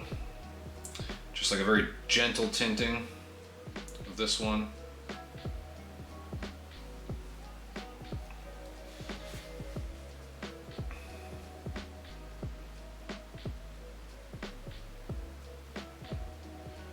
This one should yield a very nice result. Just tints the one part of the graffiti, so it looks much more recent than like this one here, whereas this one's going to be relatively dirty because of all the enamels that I've added over top of it. But you know, naturally the lower sections of the car should be dirtier anyways, so that just makes sense in my head. All right, just kind of patinaing this danger sign even more. Just gonna feather all that streak and grime everywhere. Just I'm really just looking to add more variation because I didn't add any graffiti to this this car, so I'm just looking to add like more tonal variation. This decal was actually already damaged on the decal sheet, so I figured I'd apply it anyways. So then it just looks like signage that's been damaged. Definitely don't throw out your damaged decals because they come in handy for things like this. All right, dare I say, these are done. We don't really need to add any more in terms of details here. I'm gonna go ahead and close this up. I've gone ahead and cleaned this brush out already.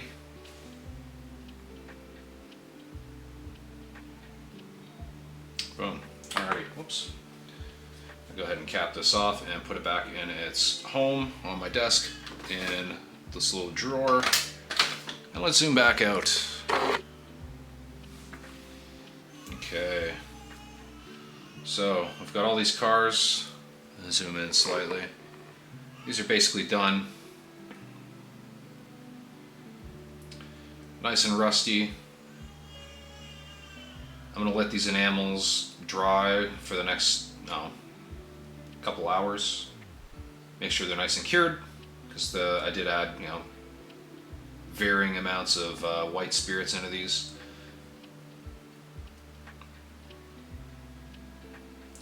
Just noticing a little bit of undesirable streaking on the bottom.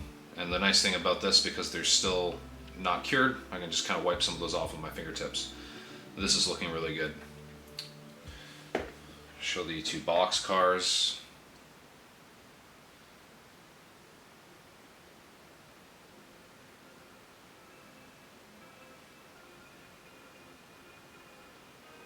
Still got a bit of that shine there, but once all these enamels are cured, I'm going to go ahead and spray these down with a mix of satin and ultra matte varnish. The satin will help to protect that final layer, and then the ultra matte mixed in there at a 3:1 ultra matte to satin ratio will keep the shine from appearing, keep it nice and flat.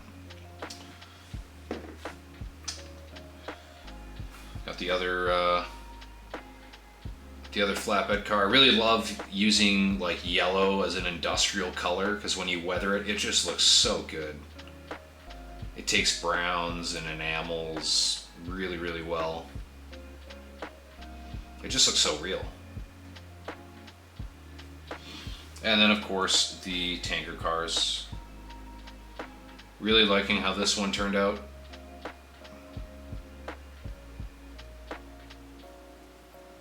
This one too, you know, just looks like a newer one that's in better condition.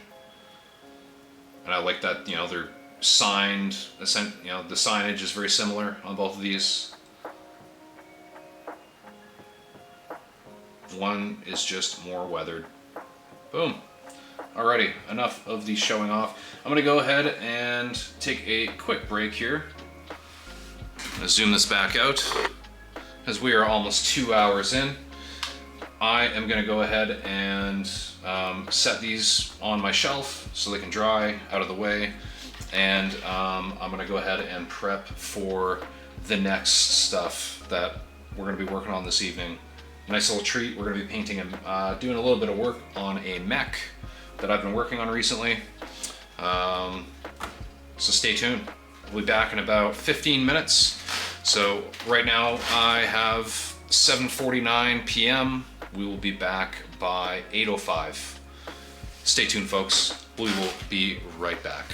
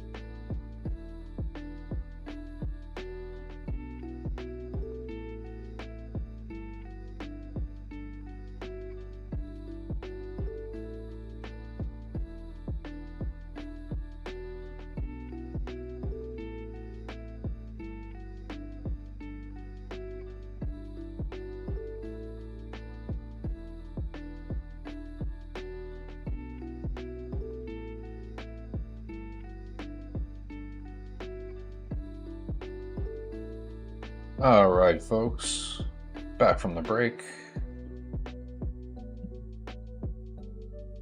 TBL hobby. Is anyone else working on a project? Yeah, I'm curious. Is anybody else in the chat working on a project right now, or just ongoing project that you're not working on right now, but you're working on other times? You know what I'm saying? Let us know. I'm curious as well. I opened up TBL Hobbies Linktree. It's got a YouTube, Twitch, Twitter, Instagram, eBay. It's even got a wish list. I don't have a wish list. I gotta make a wish list.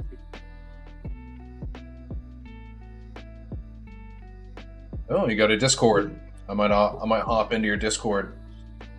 Shimmy on in there. Well, now that we're done the trains, we can do something fun. Not that the trains aren't fun, but I like painting mechs, marines, vehicles, aliens. The industrial stuff just doesn't really tickle my fancy all that much. I do it more so out of necessity for set pieces and just, terrain, but not my favorite to paint. So, as you can see on the just chatting screen here, we've got an image. It's a side-on image of a Wolverine. Now we have one of a Wolfhound from behind. Both of these are Banson's Raiders. That is the scheme we're going to be working on shortly. I have a chameleon that I've been working on lately, and I want to kind of get it to the finish line. I am almost there. The base is almost done. Just have a few more touches to do, as well as the jump jets and the canopy. So we're going to see how much we can crush through on that now. JS Twitch, do you paint non-Battletech models? I thought I saw some metalcore models that you painted. I definitely do. I paint Warhammer. I also have like Battle Masters miniatures, which are basically quasi Warhammer Fantasy that I'm working on as well.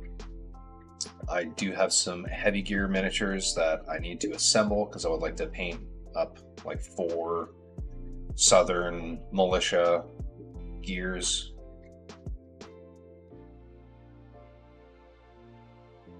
Throne is pretty great. I've not streamed in a while, but I love it. Just moved into a new place and have been getting set up.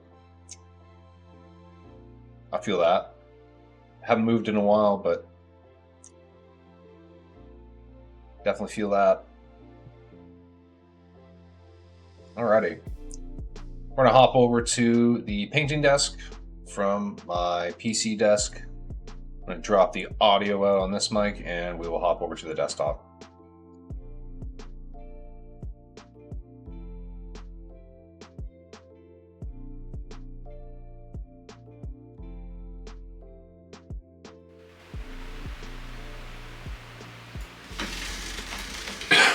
Alright. I do have my fan going now, if you can hear that in the background. Just getting a little bit warm in my room here. So, in the office rather. Got myself a better soda from Rise. Pretty good. It's like quasi Coca-Cola, but only 30 calories.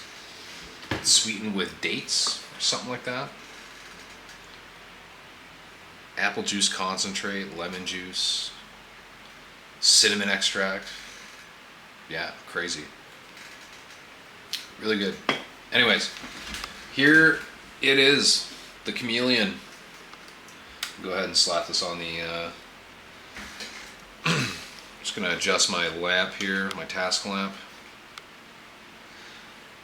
And let's zoom in on this bad boy. Been sharing a lot of photos of this lately.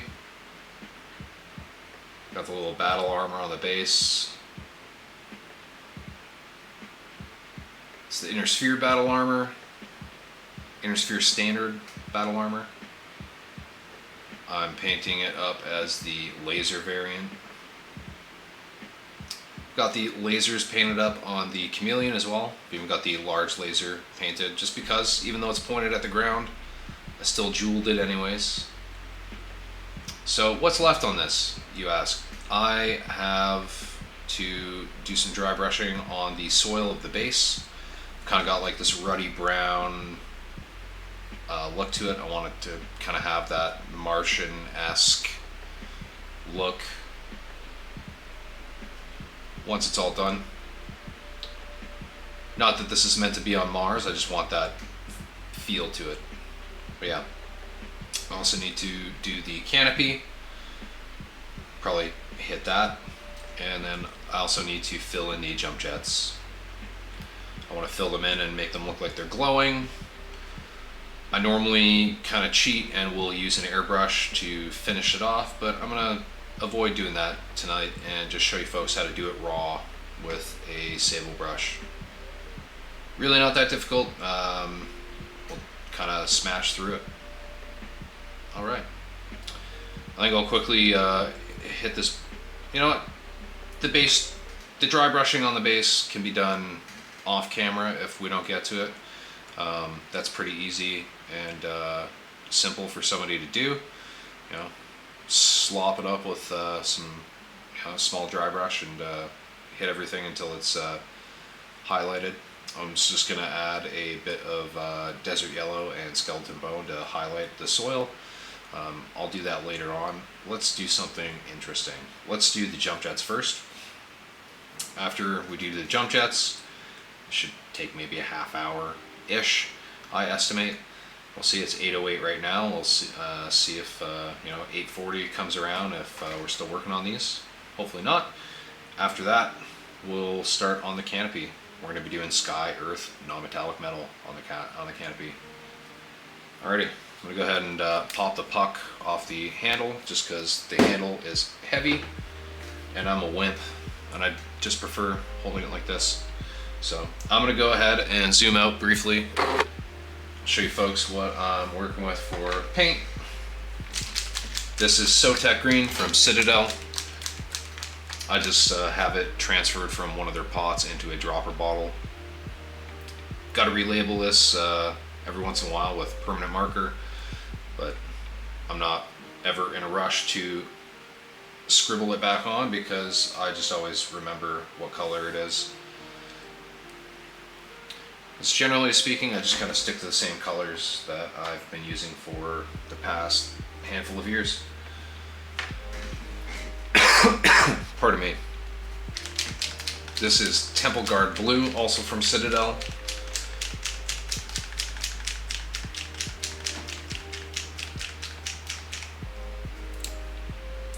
Just going to go ahead and throw a drop down right there. And then, also in the realm of turquoise and very bright, this is Arcane Blue. This is from Formula P3. This is a very punchy, like cyan turquoise combination. And I really, really love this color. It's one of my favorites. Now, I'm going to be bumping this quite a bit with white ink getting added into the mix by way of like glazes and washing a little bit into the recesses when it comes to these jump jet ports, and then I'll do some hot spots with the white ink as well. But I'm essentially using, like, these three colors are essentially the same colors I used to layer up the turquoise on the armor panels. So you'll get to see that adding the white ink into the mix in varying amounts really changes the tonal quality and just the overall look. Even though I'm using the same colors, it's a completely different look, and the colors, look similar but very different. So, very cool. I like it. Anyways, I'm gonna go ahead and add this white ink to the palette. Do 2 drops. because I'll probably be pulling from that little bit to mix with some of the blue. Got that neat little rubble pile. I'm gonna go ahead and zoom this bad actor back in and just out slightly. I'm gonna go ahead and turn this around because we're gonna be working mostly on the backside for now. Neat little rubble pile. This rubble pile in particular is a bit from Perfect Six Miniatures in the UK. They have a bunch of cool 6mm scale basing bits on their website. I use a number of them. I'm going to go ahead and grab this number 2 detail brush again. Oh, and I just realized I need to grab a piece of paper towel. 1 second.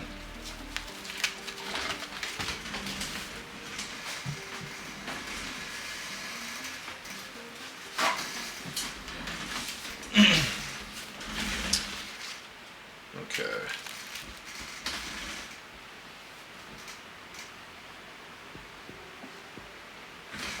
There we go. So first things first, these areas are already blocked in black. I always kind of block my detail areas in with black ink before I add any colors, because the black ink is super thin and doesn't really fill any detail.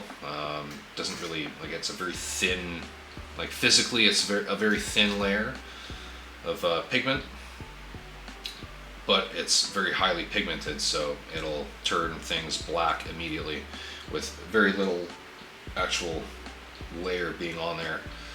Anyways, so I apply the black, and then I like to build from the darkest value possible. So I'm going to add the Sotek green. Just going to go ahead and kind of push that into the recesses. I'm going to try to avoid this like this little thing sticking out of the jump jet port as much as possible, for now anyways. Really just trying to fill that recess.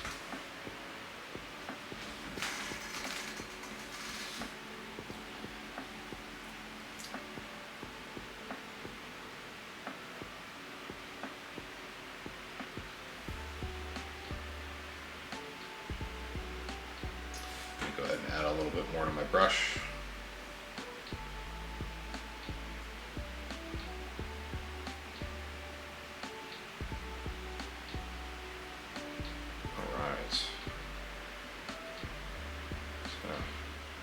Fill just like this kind of angled inner face of the metallic kind of facing inward here. I just kind of filled the entire face that's angled inward here with the Sotek green, because I want that entire face to be kind of quote-unquote reflecting that emitting light from the jump jet ports. Kind of do the same thing on this side as well, fill that inner face. Whoops.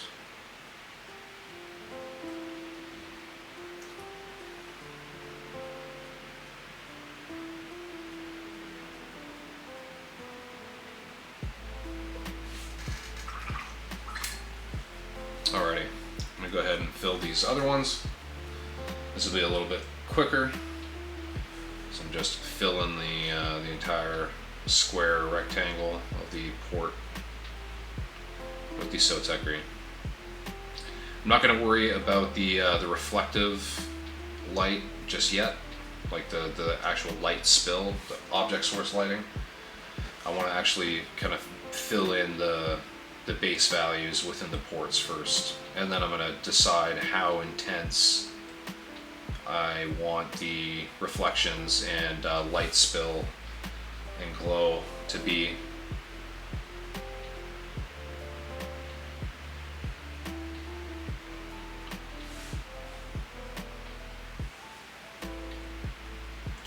I go ahead back to this port because it's already kind of dry and it wasn't filled very strongly. Just gonna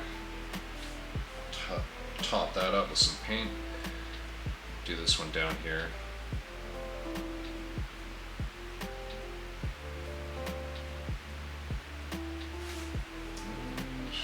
Just that last one here.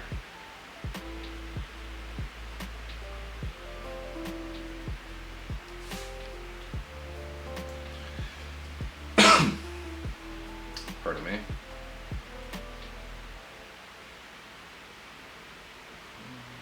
There we go. C'est bon. It's good. Hydration check. Better soda going up. Okay. So these ones are starting to dry now. They're basically dry.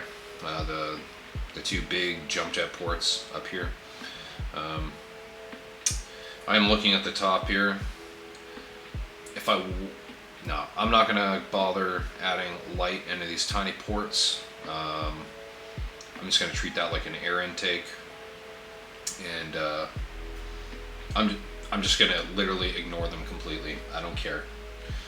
I'm gonna fill in these spots with a little bit of that Temple Guard blue. Just getting a little bit of water on my brush because I want this paint to be a little bit on the thinner side. I really want it to push into the recesses more so than being on the surrounding panels.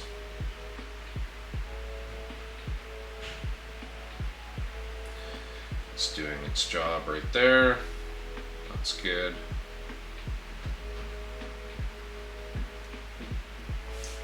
I'm gonna go ahead and grab just a little bit more to load up my brush. I'm just kind of holding this in a bizarre manner right now, but it works. It's funny the positions I find myself in occasionally here.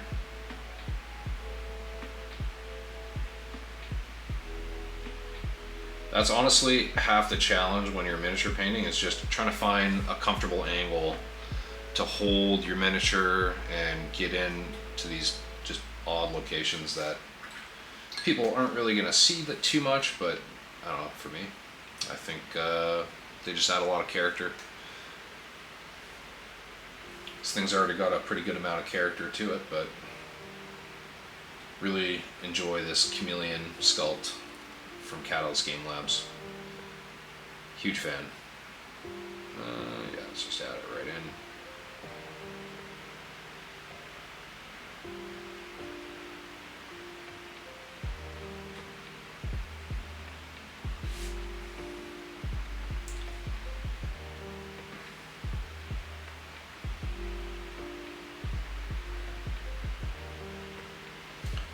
Just gonna go ahead and remove some of this excess. And by excess, I mean like I kind of want some of the darker tone to be showing through in the middle here right now. I know that seems counterintuitive. It's like, well, the hot spot will be in the middle. It's like, yeah, Raj, but I want to fill that area. I want to have like multiple bands. I want to have a hot spot and then the hot ring around it. So it's like, I don't know, just like there's two bands of really hot light, if that makes sense. It just adds a little bit more detail and variation to it. Looks super cool.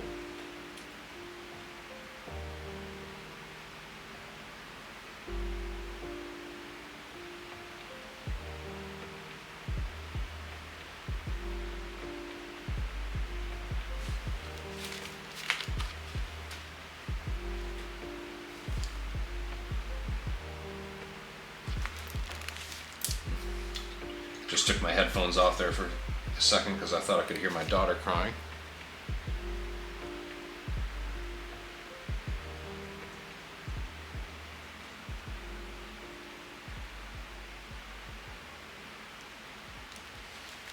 I'm hearing ghost cries.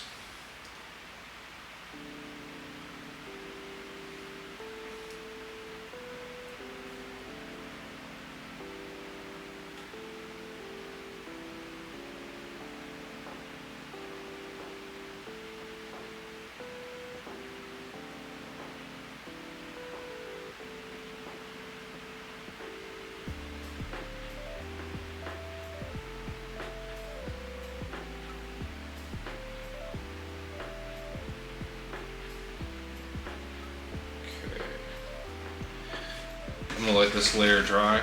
You know, I think I'm gonna go check, folks. I will be right back.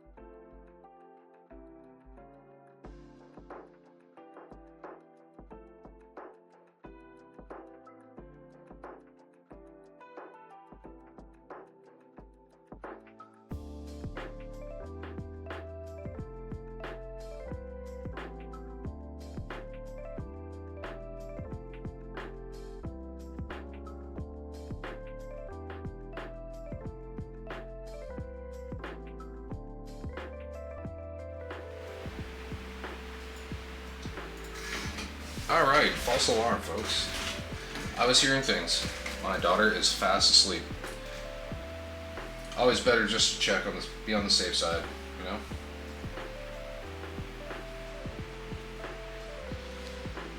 Alrighty, let's carry on here. Go ahead, and this is the arcane blue.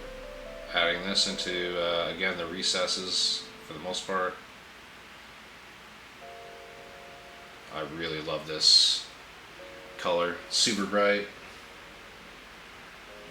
just on its own. And then once you start mixing a little bit of white into the mix with this, it is beautiful, super punchy and bright. And for blue glow, it works really well.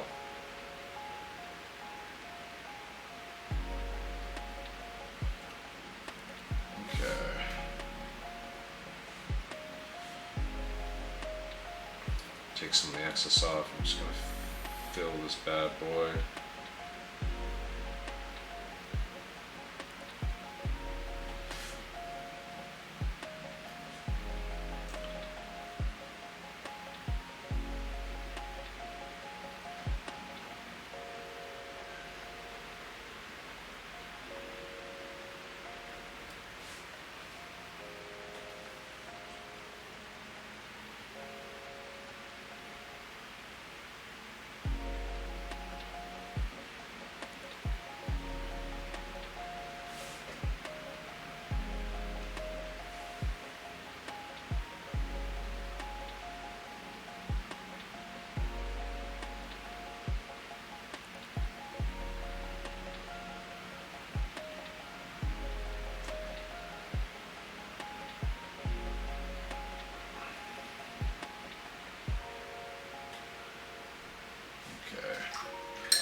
Got the arcane blue all up in there. Gonna let this dry, and then I'm gonna start adding in a little bit of the white ink to the mix.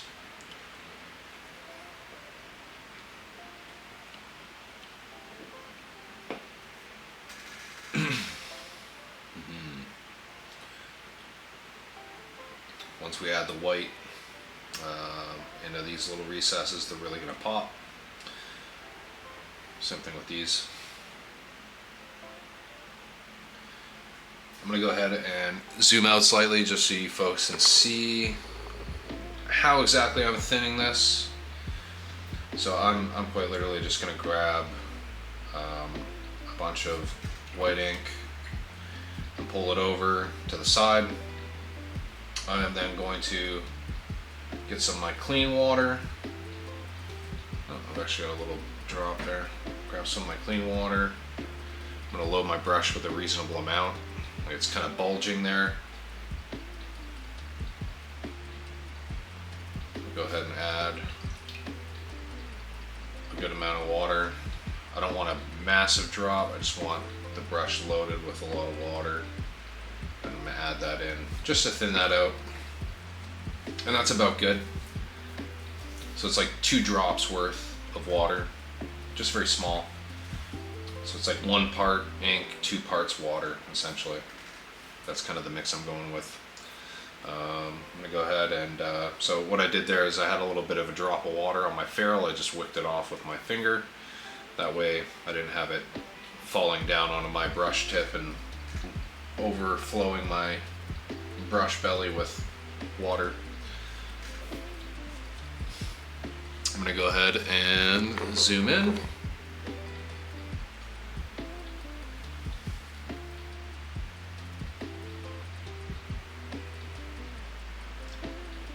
Now this is going to be a little bit, this initial load of ink is going to look more opaque initially than it'll actually dry. That's pretty good.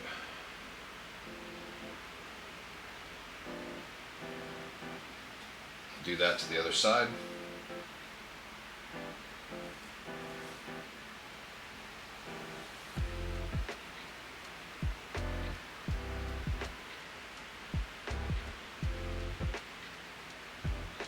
There we go. And look at that. They're glowing. Love it. Hot to the touch, baby. Alrighty. Let's move on to the other ports here. I'll hit this one. And this one. And you can kind of see I'm kind of going around. I'm not like flooding the whole thing. I'm kind of letting the white go into the recesses. And that's because I want the recesses kind of around the port to be hot and bright, and then I also want the very center of those ports to be hot and bright. So once I've washed this ink into all these recesses to a level that I like, I'm going to go ahead and just take some straight up white ink and do some central hot spots on all these ports. And that'll kind of give the final look for the ports themselves.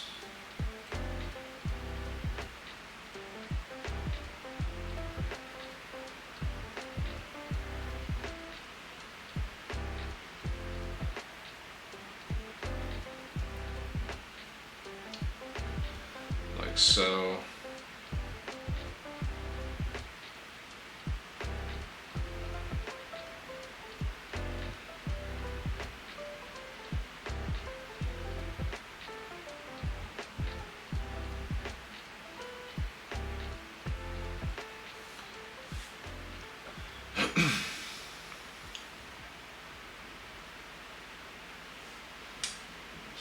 Looking pretty good. Just going to offload just a slight bit of the ink wash that I just got onto my brush. I just took a little bit of excess and whipped it off onto a paper towel.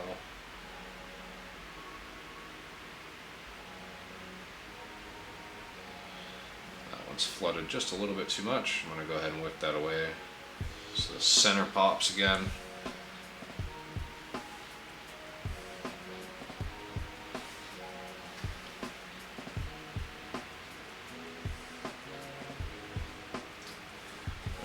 Add just a little bit more to this port right here.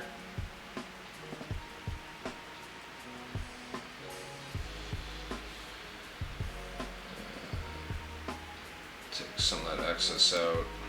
Cool. Alright.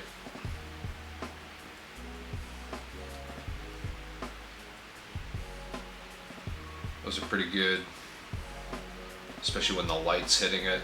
It's nice and bright. See if I can zoom this in slightly more. There we go. That's nice. I gotta go ahead. I'm gonna have to fix like the edge highlight on that middle like baffle in the jump jet port because it's like part of it's dark. I'll just have to hit it with some silver. Not a big deal. But I'm going to go ahead and add the central hotspots of light. Whoops. Oh, secret drop of water was just hiding there on my wet palette. Okay. Just going to Kind of test the stipple.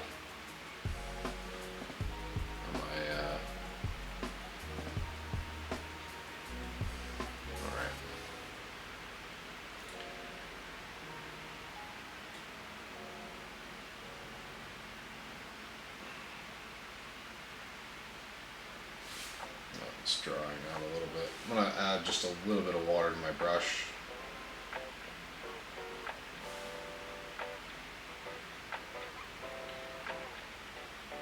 Yeah, that's good.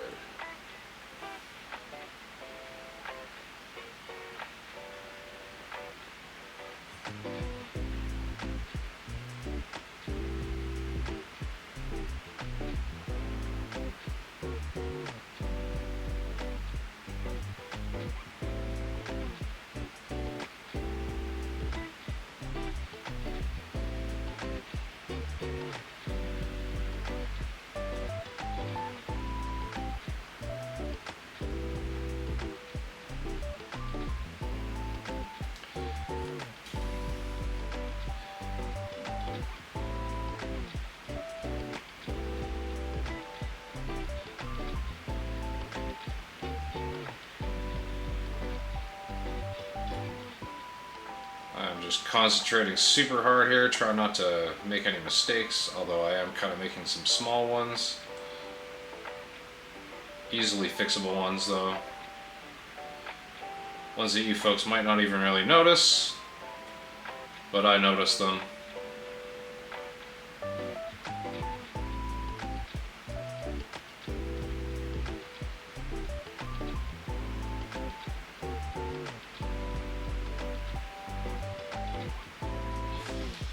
Okay, let's just take a look here.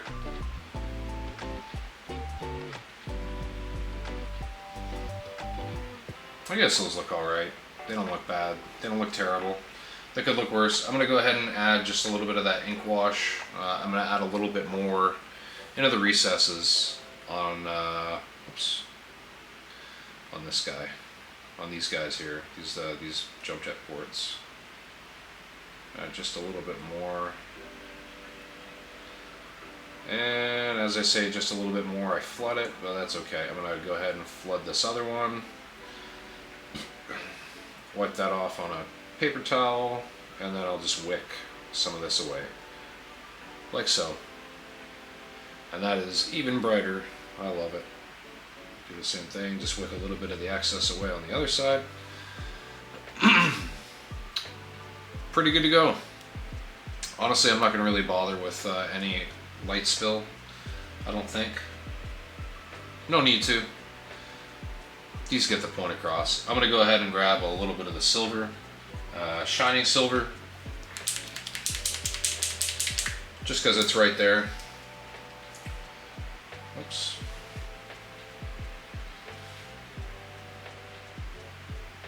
I normally don't use this brush for metallics, but I'm just doing a tiny little edge highlight, so I will sacrifice this 5 seconds of usage of having a metallic paint on this brush. So I generally have specific brushes I use for metallics. I'm just going to go ahead and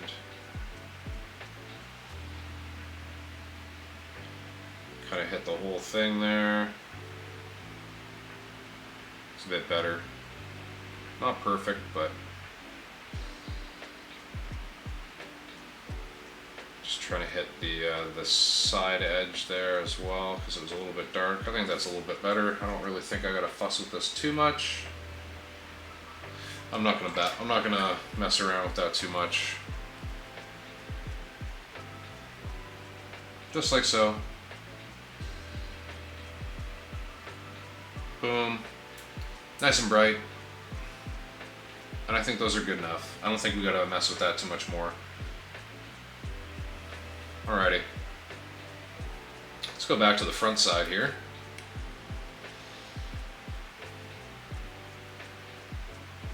Look at that.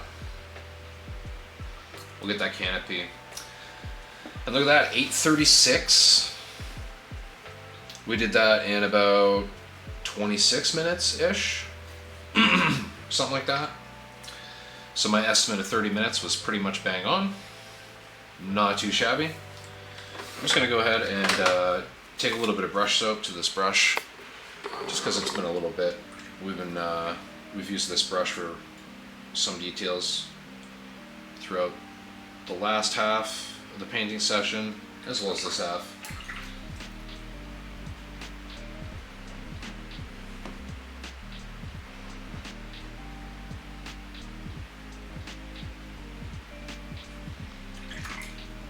Alright, just rinse that out. There we go. Masters brush cleaner. Fantastic stuff. Really like that.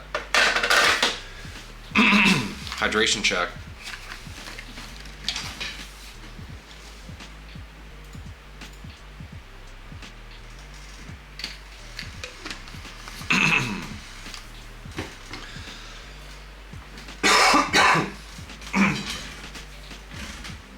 Bit of a dry throat now. I don't normally talk this much. I'm a quiet guy. That's lies, actually. I talk a lot when I'm at work. But when I'm painting, I'm usually pretty quiet. Alrighty. So, sky non-metallic metal. I'm not adding any buildings or anything into this. This is just going to be like straight up landscape and sky colors. So I'll go ahead and put these colors down on my palette. I'll start with the sky colors. So firstly, I'm going to do strong dark blue from AK. So this stuff, it's basically a black blue, or like a blue black. Super dark. Just a wee drop. Go ahead and fire that back in there. Next color is going to be intense blue from Vallejo Model Color. Just like so. I'm going to go ahead and move this just for a minute. And next color is going to be Vallejo. Actually, sorry, no, I'm going to use the Army Painter one because it's slightly brighter in tone. Ultramarine blue.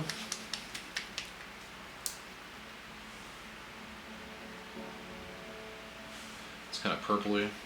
It's not mixed that well, but that's okay. A little bit of crystal blue.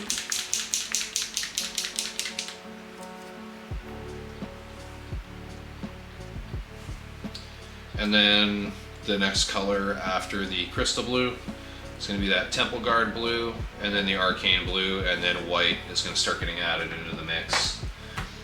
For ground tone, we have the chocolate brown down on the palette.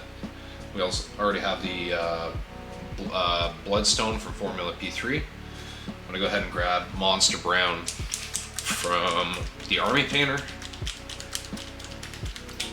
This is one of the newer batches. This particular one is a little bit like, I don't know, more medium heavy. It's not as opaque, I find, as the last batch that I had that was a couple years old. Go ahead and just drop a dot down there. Next up is going to be Desert Yellow from Vallejo Model Color.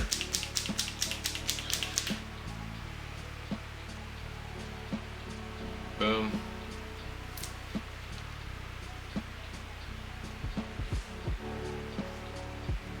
Oh, and look at that, my cap is split.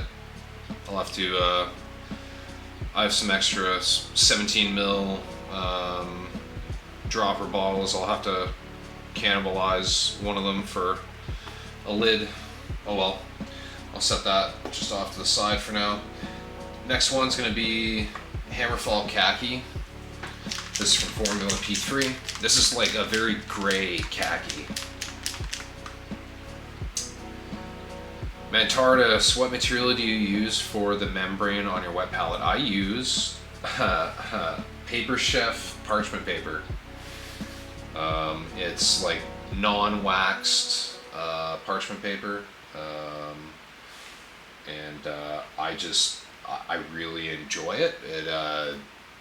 I just feel like the proper amount of water permeates through it, and Like I have a bunch of acrylic palette paper that came with this thing. I still have a bunch of them, but I tried. I used to use the palette paper that came with this, but I found that there was too much water transfer, and I just found a lot of my paints getting too thin over time as I would be working with them. So this stuff just works way better in my opinion, and in my experience. I hate that, lol. You can use super glue or clear resin to fix it. How to fix what exactly? What do you mean?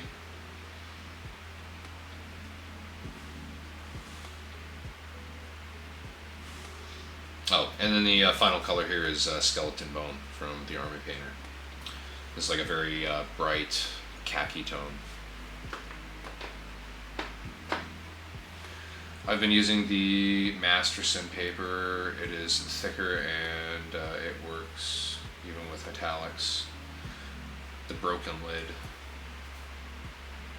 I don't have a broken lid actually for mine. I cut the corner on this one just specifically so there could be a little bit of airflow if I have the lid on. That way the water's allowed to evaporate a little bit. But yeah, so I have all my earth tones here that I'll be using, and I've got all my sky tones. I'm going to go ahead and start adding in some colors and kind of delineating my horizon line. The broken paint pot lid, that makes a lot more sense. Yeah, I could probably do that. I just have a feeling because the like super glue is so brittle, I just have a feeling that it'll just split again. I'll just grab another lid. It'll just be easiest. I won't have to think about it. The other lids that I have are a little bit, I don't know, like a bit of a more flexible plastic. They feel cheaper, but they seem to last longer, oddly enough. It's funny how that works sometimes. I'm going to go ahead and put in my horizon line. I'm going to do this with chocolate brown. Just kind of mixing this a little bit on my palette because the paint, I haven't touched it in a little bit and it's separating a little bit. Go ahead and zoom in here, go all the way in.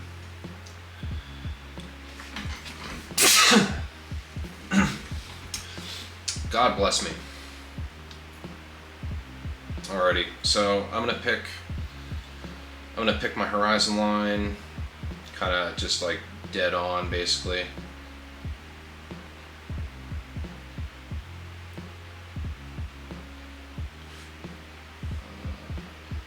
Add a little bit of moisture to my brush here.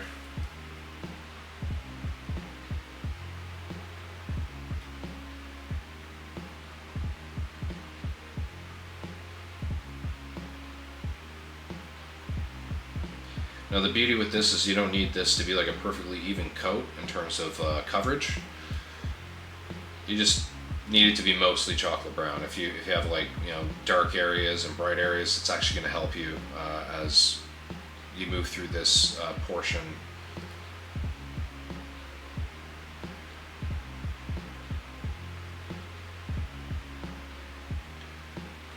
Now I'm trying to think about, like, generally speaking, I have to pick my dominant perspective because this is a reflection that I'm drawing. So I'm kind of touching on some things that I went over the last stream when I painted the windscreen on the engine car of the monorail, because perspective matters when it comes to doing a reflective surface. So in my mind, kind of front on is the dominant perspective that people would be looking at this in universe, and when I take photographs of this and put it up on my gallery, a lot of the photographs are going to be from about this angle. So I want my horizon line to be kind of reflected in that manner.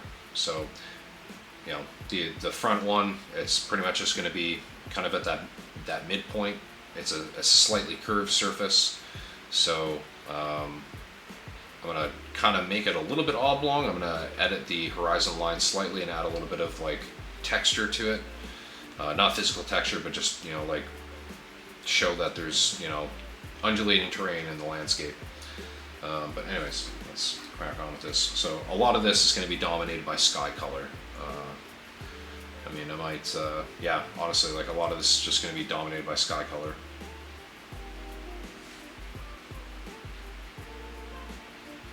Just going to grab a little bit more of this chocolate brown. I just want to reinforce a couple areas here. And I'm just going to kind of gently stipple along the horizon line.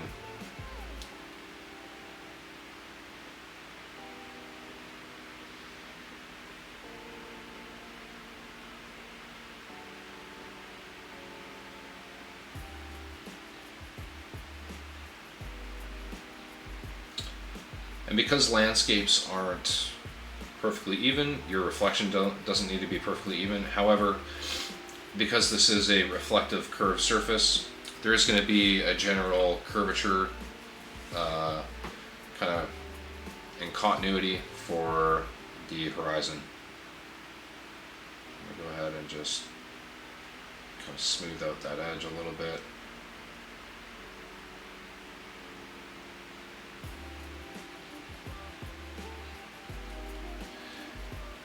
Part of my head.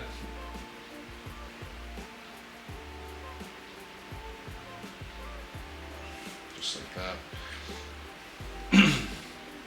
I'm just trying to add a bit of variation to the side panels in terms of like the angle of the horizon, just to add a little bit of contrast and subtle variation, because there's like technically a corner in between the side and the front face. And as I start layering up these colors and adding more highlight colors and stuff, it'll make a lot more sense. Alright, I'm going to go ahead and grab the sky color, which is strong dark blue. Super strong. And I'm going to go ahead and fill in a lot of this. Basically just going to fill this entire panel. Trying to leave like the tiniest little border of black around the outside. It's kind of the general theme you want to do. If you eliminate some of that, that's not a big deal. You can go back in with a little bit of black ink or black paint and just repaint the border around it at the very end. Always a bit of a nerve-wracking thing once you've got your reflection all painted and you're trying not to accidentally mess up and put a big spot of black where your reflection is. But anyways, I'm gonna go ahead and fill the side panel. And once this color dries, I'm sure especially on camera, it's gonna be very subtle. You're gonna barely be able to see that there's blue there. It's just gonna look like slightly reflective black. Or it might even just look like the color grading on my camera sucks, because you'll see the blue hue and you're going to be like, oh, why does the black look blue? That's because it is blue.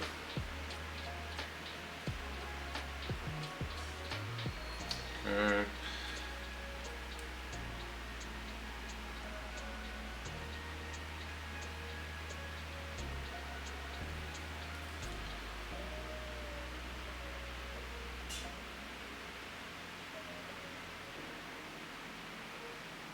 Alright, so sky's laid in.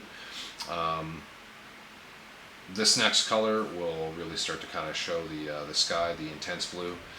It's very dark, but it is still very vibrant, and it'll really help the sky to show up. Let's see if I can zoom in slightly here. Yeah, it's a little bit. So you can see where the brown is. It's really hard to see the blue. Very, very subtle. I'm going to go ahead and grab the next color. It's just going to be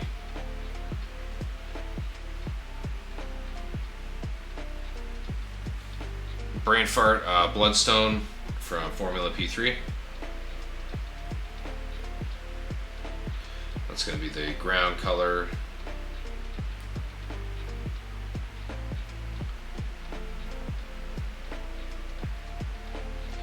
kind of going with side streaks because reasons. I just personally find that it gives the best result. I will do some stipples and like slants and stuff, but generally speaking, go with side streaks as I build the layers with these colors.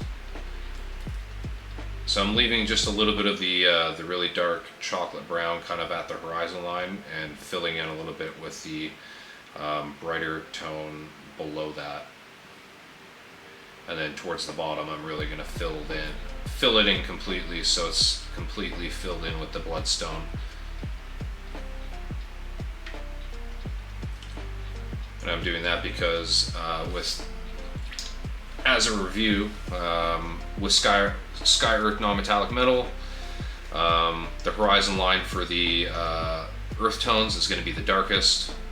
Everything near the bottom or closest in perspective to this is going to be brightest in value. Conversely, the horizon line on the sky is going to be the brightest color value for the sky, whereas up top is going to be like pretty dark. Just going to go ahead and grab just a little bit more of this bloodstone. Reinforce, oops, that's a little bit bold right there. Go ahead and actually feather that out slightly just before it dries.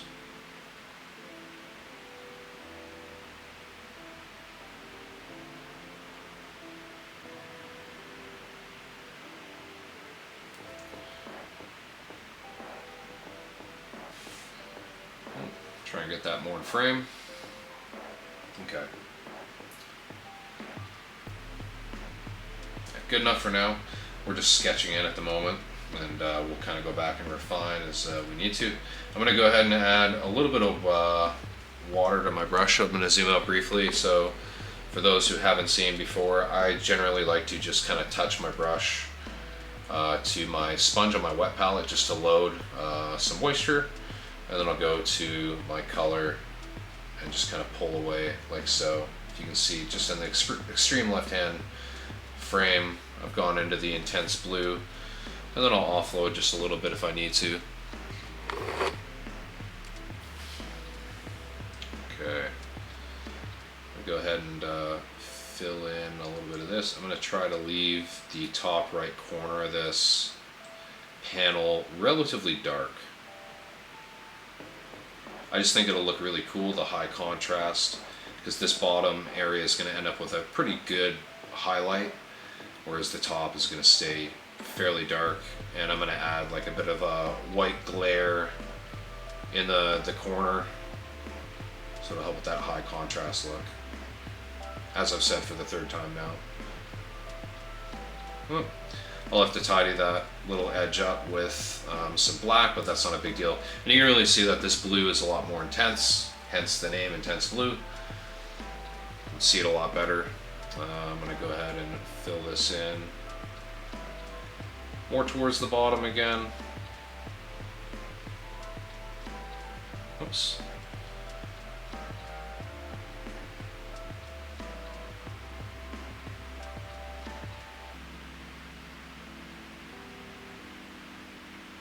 Boom. Okay. Go ahead and rinse my brush briefly and go back to that slightly thinned I always want to call it Neptune Blue for some reason, but Intense Blue. Neptune Blue is a better name, but I'm sure there's actually another color called Neptune Blue from Vallejo.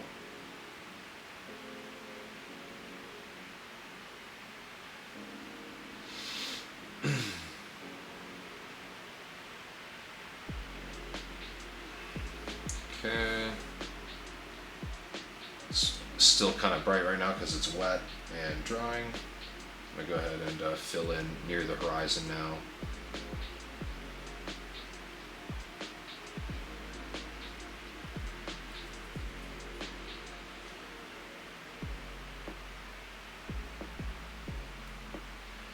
Now when it comes to the sky tones, we're going to want generally speaking, everything to be kind of smooth and well blended, whereas the earth tones, we will blend them a little bit, but having some stark variation and harder lines present will help, just with selling the fact that, you know, the ground has texture and it's reflecting something that has texture, whereas the sky doesn't have texture unless there's clouds. And we're going to have some cloud indications on this towards the end, but right now we don't. So I'm going to grab just a little bit more of the intense blue to reinforce this one side panel, and then I'll move back to the earth tone color. And the nice thing is, when you're sketching in like this, you can edit where the horizon is at any time, especially early on like this.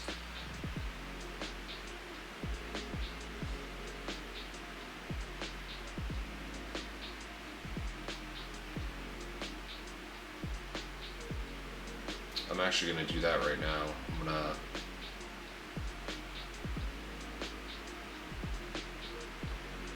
put that right there, and then I can just like reinforce the dividing line with a little bit of black if I need to. I really think that it'll be cool to add that variation.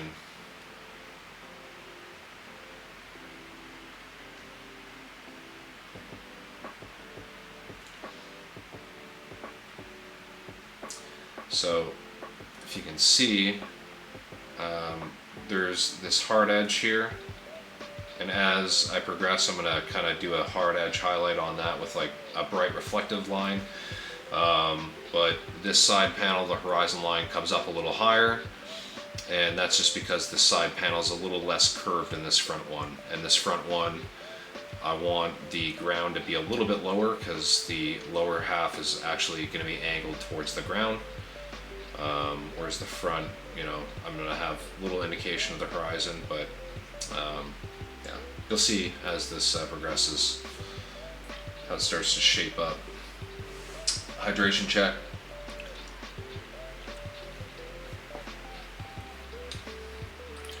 All right.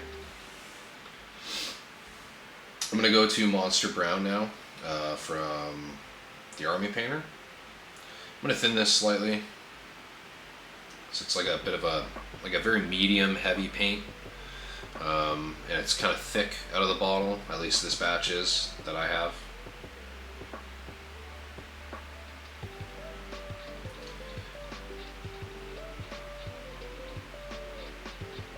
Trying to keep like side strokes a little bit on this for texture purposes. I'm going to start at the bottom.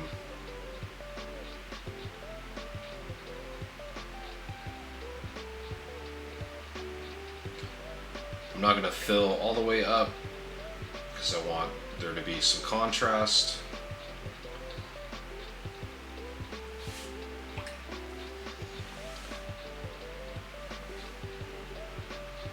So grabbing a little bit more of the Monster Brown, thinning it a little bit.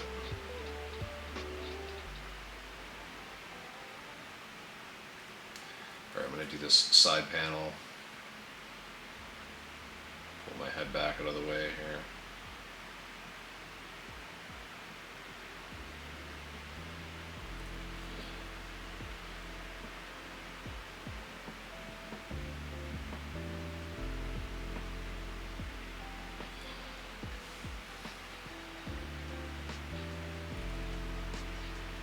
Starting to shape up a little bit. I think once I get to the Hammerfall Khaki, so the next earth tone is going to be Desert Yellow. Once I get to Hammerfall Khaki, which will be the one after that, I'm going to try to define kind of the edge on that panel a little bit more. I'm going to go ahead and grab just a little bit of water on my brush and get into this ultramarine blue. Offload some of the excess. Rinse my brush actually. Go back to this now.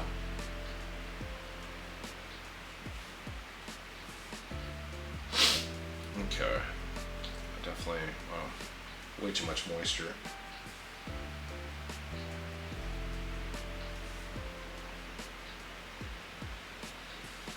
pulling some of the excess off onto my finger. I'm going to start at the horizon for this.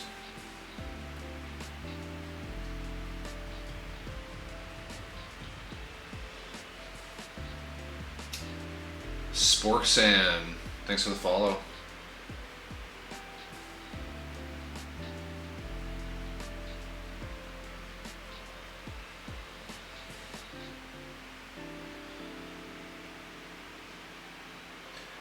Just kind of stippling right now because this is a very thin paint, almost a glaze. Not quite. It's a little bit thicker than a proper glaze.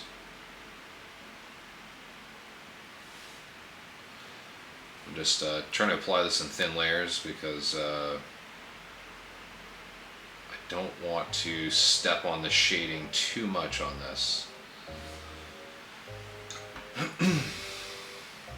Hey, hey, hey!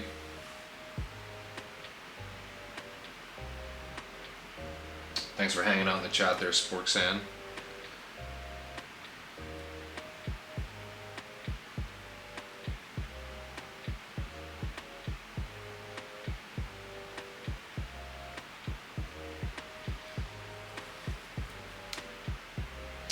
I'm going to have a bit of a difference in the sky reflection on the front compared to these sides too, so that's really going to help with like just contrast and variation, which will increase visual interest. I'm really excited to see how this looks. So the side panels, more vertical, they're going to have, like most of these are going to be filled with like brighter sky color, whereas the front one I'm going to have like a bit of a steeper gradient. It's going to get darker more quickly, just because the panel is slightly more curved. For sure, I'd love to see me some BT minis. Hell yeah, brother. Or sister. Or other. I don't want to discriminate.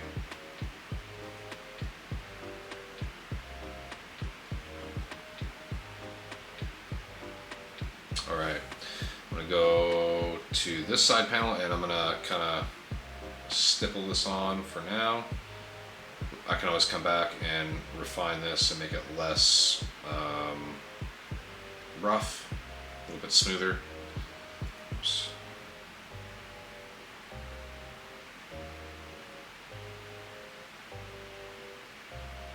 Just put a little bit in this one, not a huge amount, just a little bit. Just kind of stippling it on there because I'm sketching it in, and I'll kind of extend it a little bit up to this area on the side. So again, as I said, I want to keep this area really dark. I want to have kind of like a big glare line, as if like the sun is, you know, directly above, and that's where it's putting its big reflection of light. So I've kind of got that sketched in there, just a little bit with the ultramarine blue. I'm gonna flesh out a little bit more of the layer of this color on the front panel.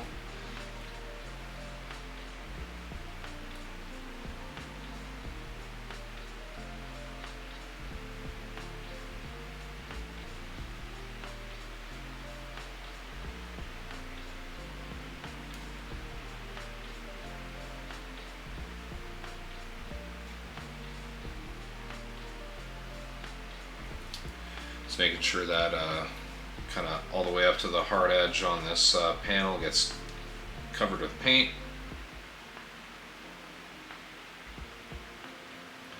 It's good to go. Alrighty. Oh, I gotta go ahead and hit that right side one.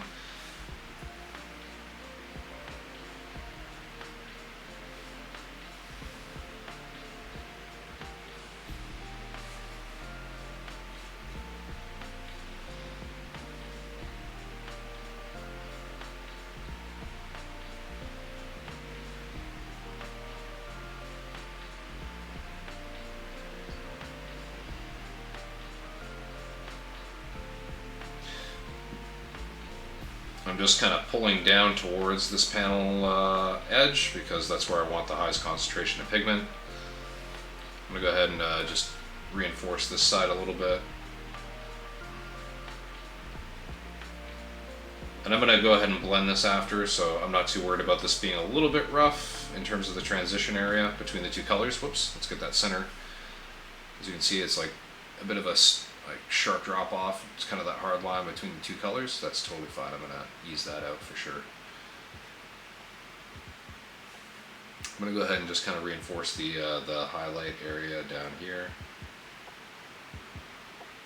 along that edge. Oops. Let's rinse that brush out briefly just to get a little bit of moisture and get rid of any dry paint, because don't need paint drying on that. It's an expensive brush to have paint drying in. Not that it's super expensive, but I don't really like having to shell out 20 bucks Canadian every time I ruin a brush, so.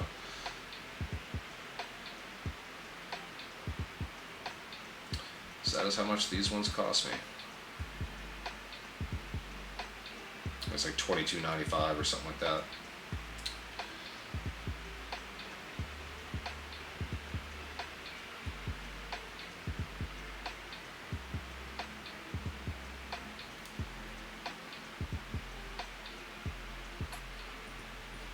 Just kind of reinforcing this edge here between the two panels. That'll get highlighted shortly.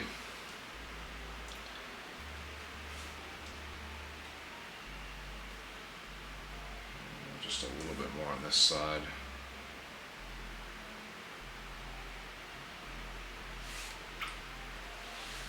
Add the tiniest little bit of chocolate brown kind of up over here.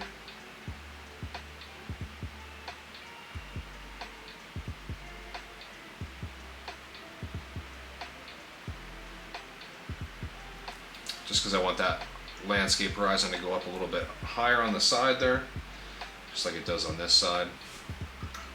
And I'm going to go ahead and grab just a little bit of the black ink, and I'm going to reinforce the horizon line with a little bit of a dark line. Oncoming Ace, thanks for the follow. Back my head out there. Just kind of going in with the black, and that's kind of defining the horizon line between the sky and the ground.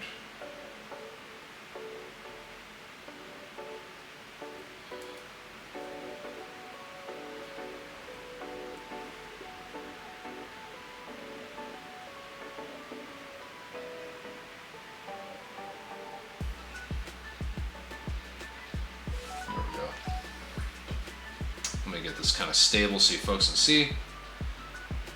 There we go. So the horizon line's a lot higher now on that side. This one's a little bit lower. And then that one's a little higher as well. Looking pretty good. I like this. Yeah. Alrighty.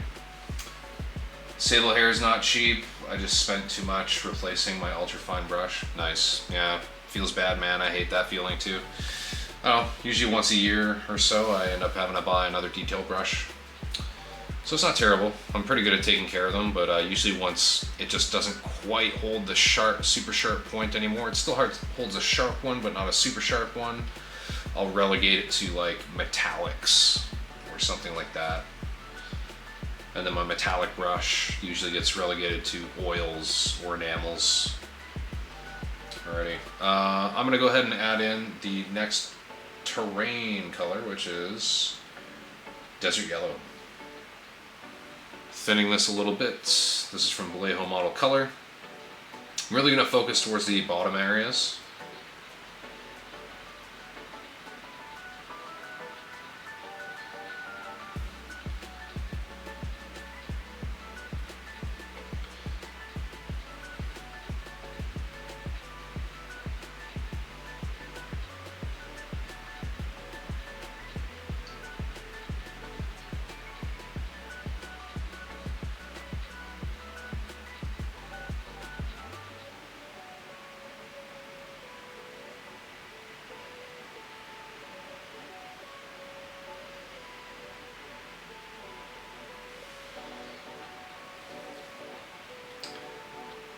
I had an army painter, the wood neck broke because it was too thin.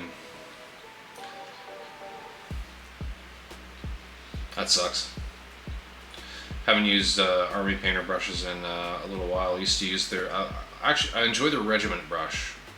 It's actually a pretty decent brush, just for like base coating and doing like basic details. I quite enjoyed it when I did use it.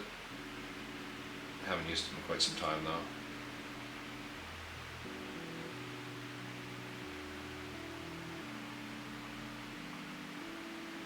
Just kind of reinforcing the lower area here with more of the desert yellow.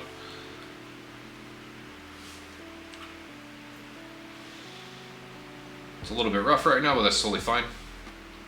Kind of needs to be to sell the texture. I'm going to go ahead and actually stick with the terrain color. I'm going to go ahead and grab Hammerfall Khaki. It's a very thin paint out of the bottle. I've honestly probably gotten a little bit of airbrush thinner just washed back into this from airbrushing with this color. So that's probably why it is so thin, but it is a Formula P3 paint, so they're generally relatively thin out of the bottle. I think I have a little, no, maybe not. I thought I had a little nub of paint dried on, but I don't. That's just a bit of a blob.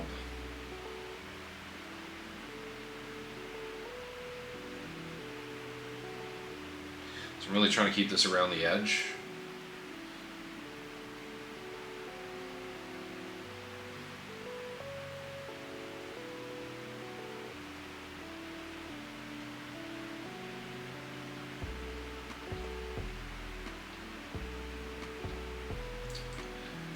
Kind of highlight up on the edge there.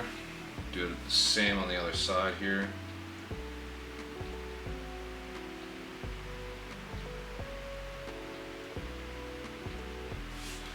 That might have been a little bit too bold.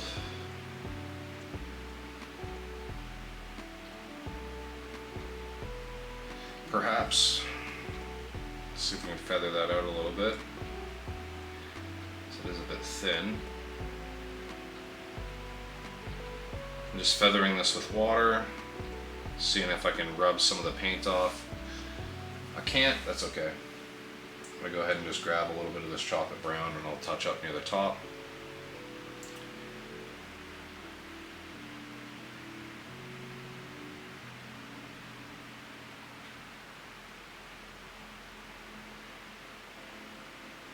There we go. Okay, I'm going to go ahead and grab the skeleton bone. And same thing, I'm going to keep this like near the edge.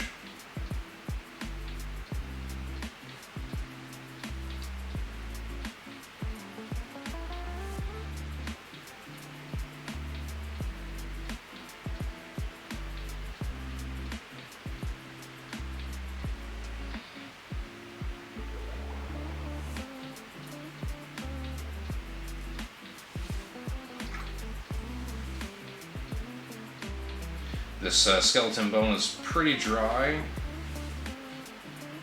so I am adding a little bit of moisture to my paintbrush.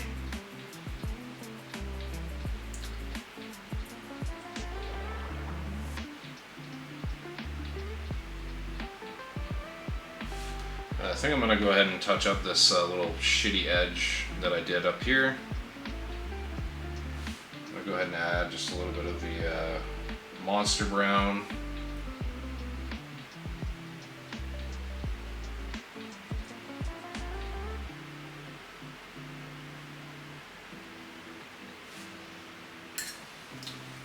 It's probably good enough. I'm going to thin down a little bit of this skeleton bone some more. Really want to try to be able to get some fine lines with this. See if I can hit this edge.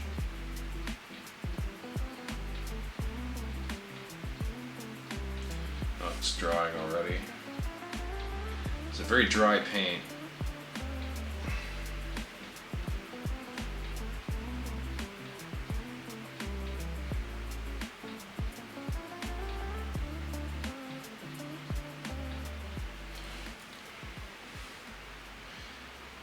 Going bottom up might be best.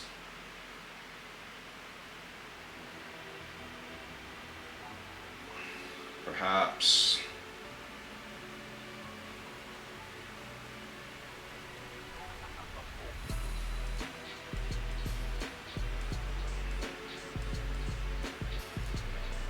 Okay.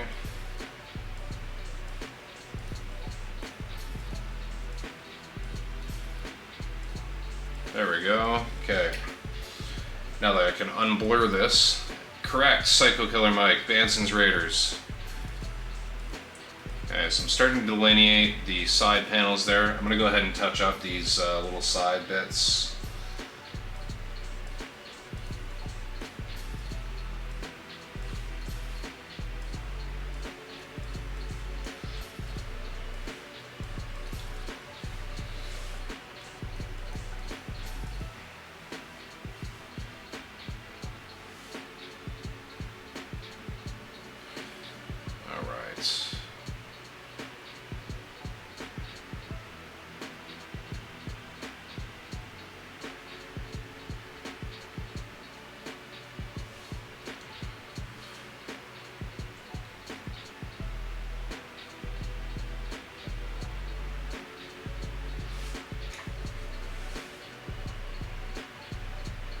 I'm going to grab just a little bit of the bloodstone and just kind of fill in a little bit of the mid-tone area on both these sides. I think I'll probably do the same thing on the front face as well, just to add a little bit of variation. I feel like I've overpowered some of these areas a little bit.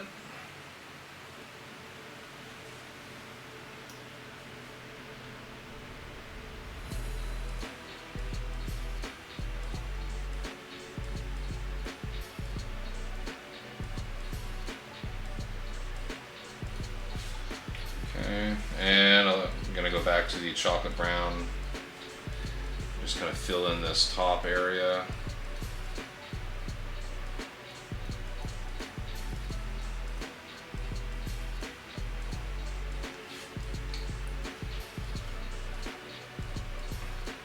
All right.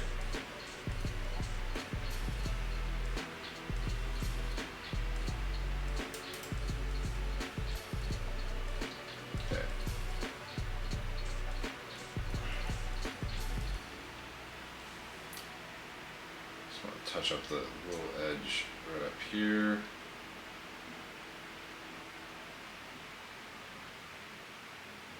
Pardon my head, I know it's in the frame. Just trying to get a good look at this. Trying to thin out that line a little bit.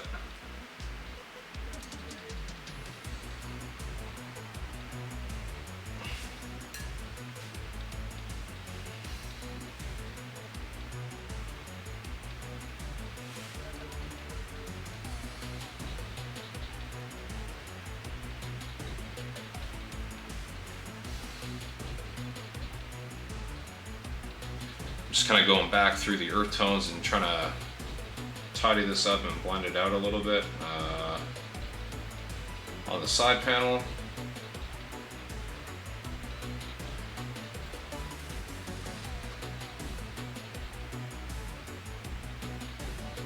I have like a glazed consistency of Monster Brown right now. I'm just kind of stippling all over on the front.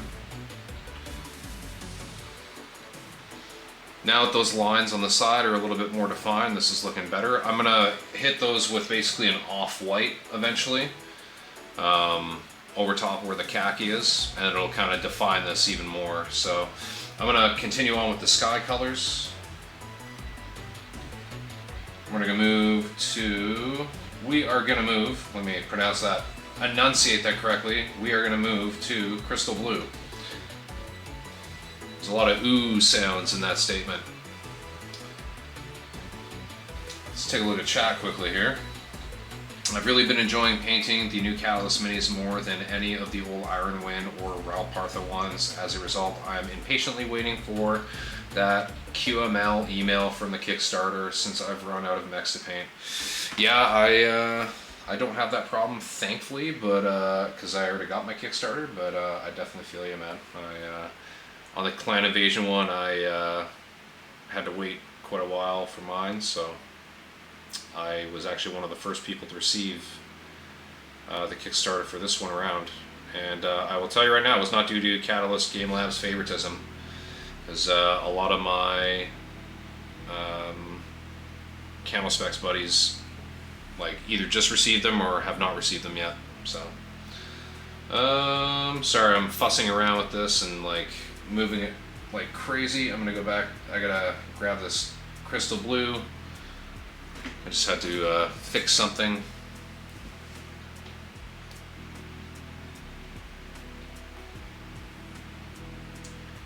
Start at the horizon here, kind of work my way up. Just kind of fill in that whole area. This crystal blue is also kind of thin out of the bottle, thankfully. It is really good for blending.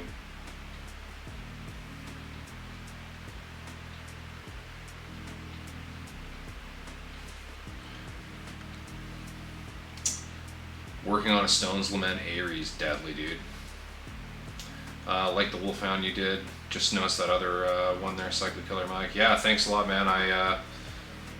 It's my favorite Dark Age scheme. I had a massive Banson's Raiders Force when I was a kid.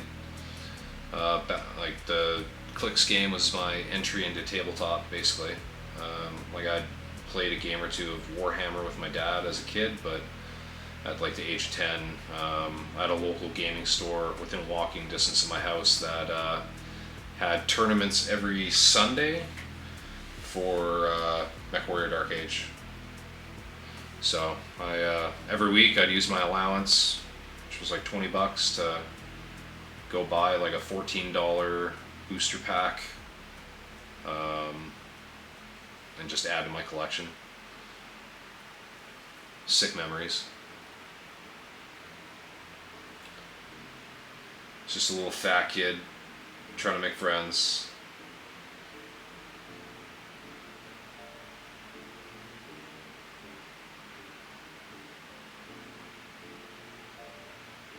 I lost the weight, but not the nerdy habits.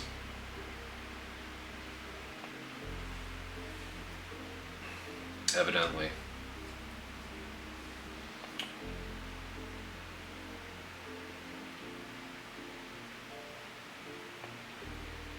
Trying to leave a lot of this ultramarine blue showing through. Just trying to fill the bottom area of this side pane.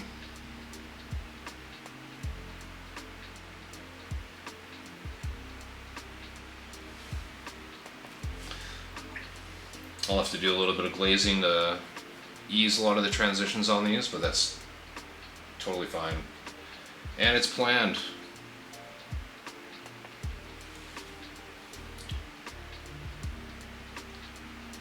Kind of hit the lower left of this a lot heavier than everywhere else. Kind of pulling towards this corner with my brush strokes. So I really want all the pigments to kind of deposit towards this area.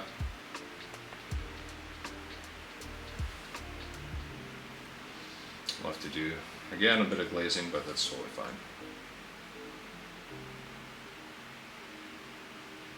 Now that I have like most of the colors in for my terrain colors, I can just focus on the sky, which is nice. I'm going to go ahead and move up to Temple Guard Blue, which is kind of like my first highlight color. Then I'll have like a secondary and tertiary highlight color. Sketch this in.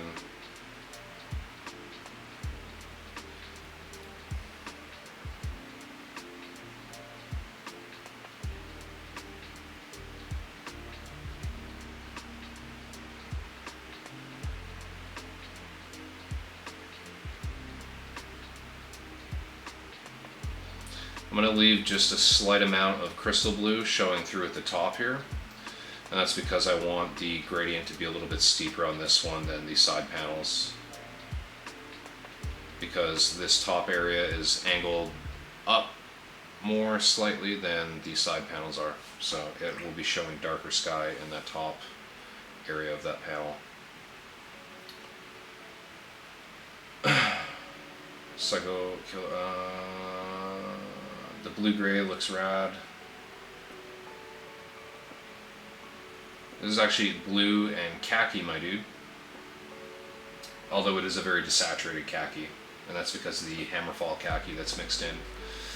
I got into it when the clans were still kind of the new thing, 96-ish. Started off with the card game. I had some of the cards when I was a kid. Never played, but just collected a few booster packs and a starter pack. Dude, I'm laughing so hard right now. Your intro into Battletech and the tabletop basically mirrors my own, except I ran Spirit Cats. Nice. Yeah, I liked Swordsworn and Banson Raiders. Those are probably my top two. I had a lot of Dragon's Fury as well. I had a massive collection, honestly. Like, it was just utterly massive. Like, few hundred miniatures for sure. Probably like around the 500 miniature mark.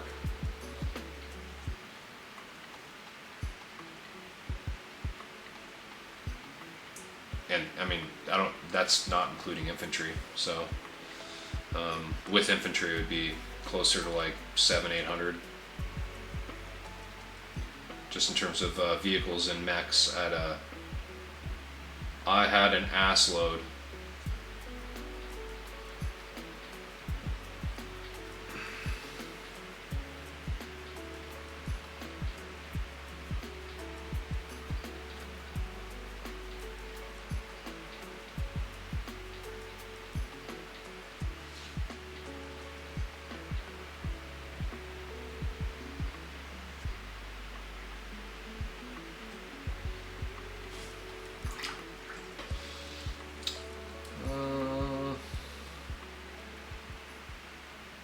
Just taking a look at, oh, I gotta do that one side panel there. Oh, and I have a tiny little fly that just landed in my wet palette and just squished it.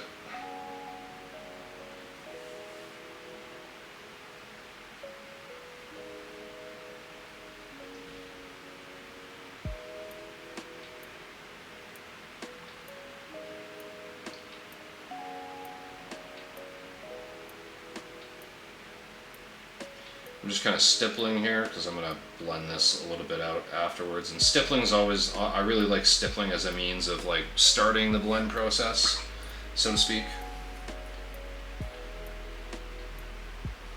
Because you can totally stipple blend a lot of things and it looks really good at scale. Yeah, I'm going to glaze blend some of those areas to ease things a little bit. I'm going to go ahead and move up to the next color though. This is going to be Arcane Blue. Yeah, I'll pull some of this excess off my brush. Okay, start first with the front pane. Oops, back out a little bit there.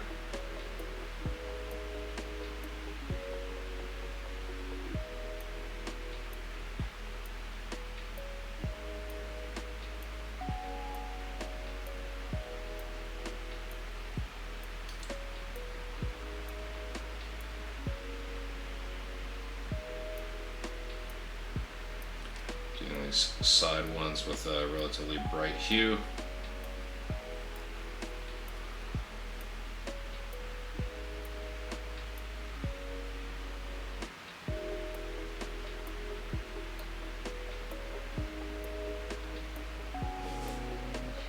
Get just a little bit more of this on my brush. Put just the smallest amount on this one. The Arcane Blue, I mean. Yeah, just the tiniest little amount in the corner. I'm going to combo over to this side and same thing.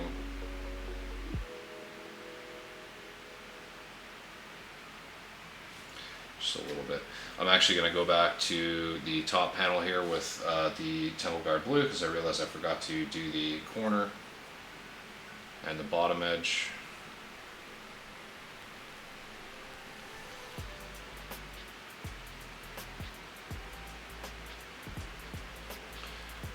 Turn this to the side a little bit and continue on with this little edge highlight.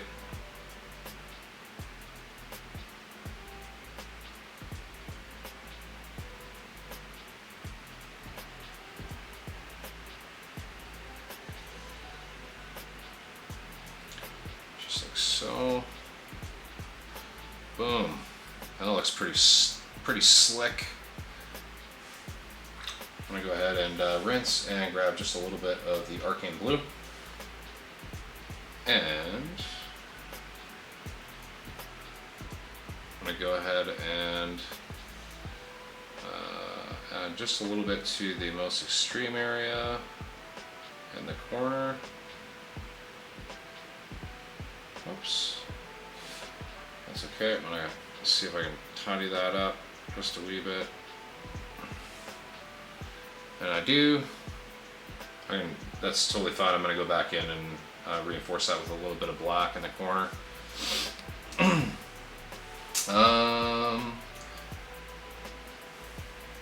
TBL Hobbies, my friend has been diehard since the 90s and introduced the game to me, but I did not get in until the Kickstarter and did the new mechs.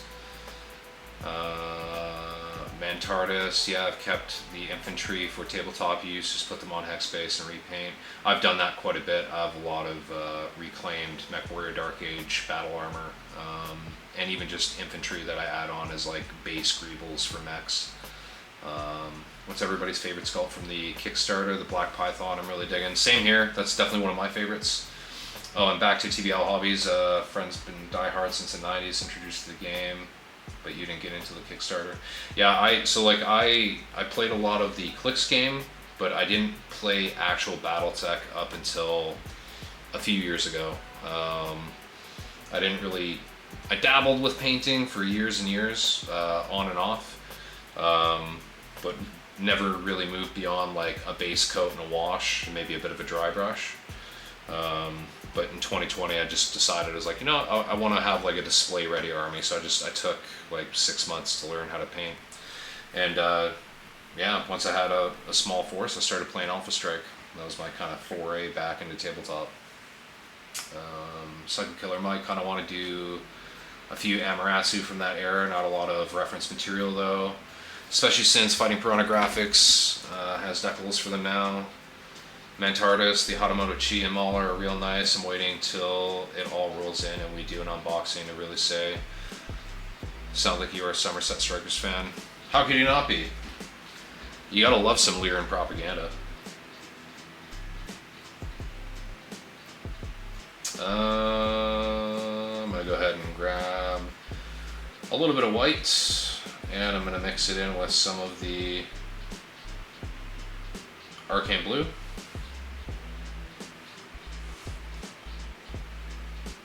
Oh, this is a good moody tune. Yeah, so I've got some white mixed in with this. I'm gonna try to keep this near the horizon line.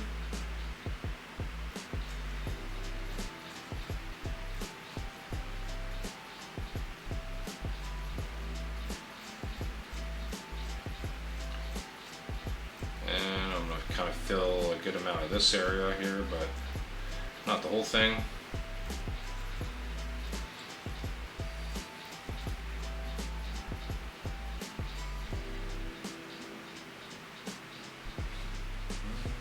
Grab just a little bit more of that mix,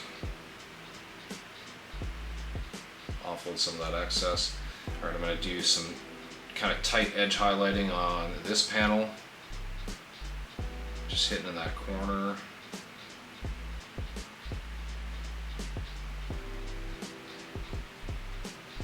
And along this bottom edge.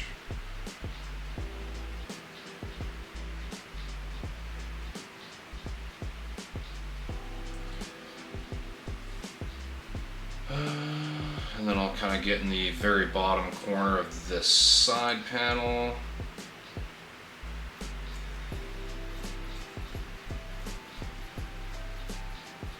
And I'm going to tidy up some of these panel edges and corners with black, just because I have a couple fuzzy edges.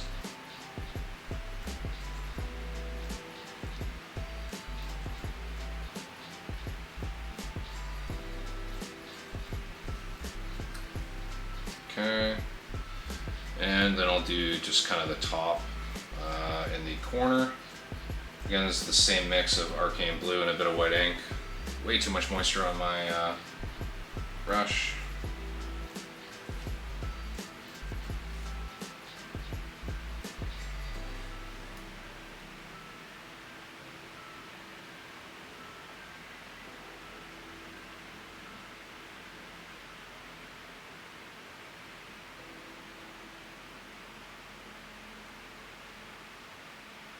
Really trying to highlight that bottom edge.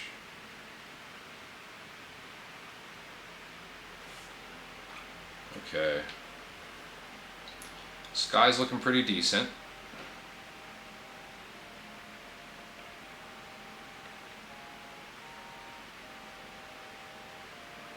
I'm going to go ahead and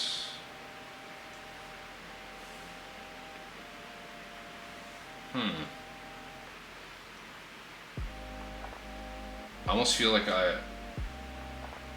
feel like I should do like a hard black line for the frame lines. I feel like that might look best, honestly.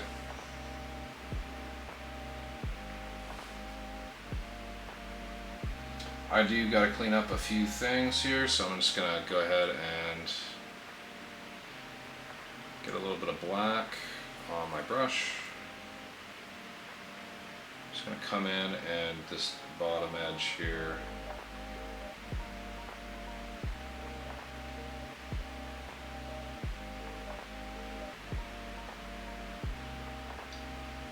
Just kind of hitting that bottom edge of the window pane.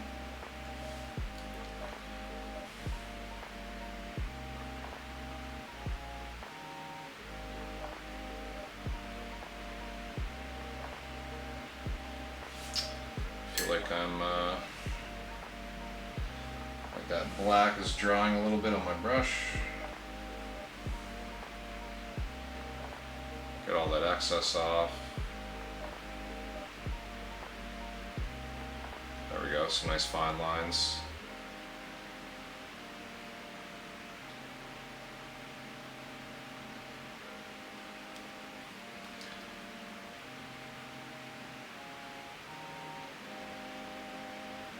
Whoops. Definitely leaning my head right in front of the camera view there. Go ahead and fix this there. Straighten that line out, that's nice. I think we might do it.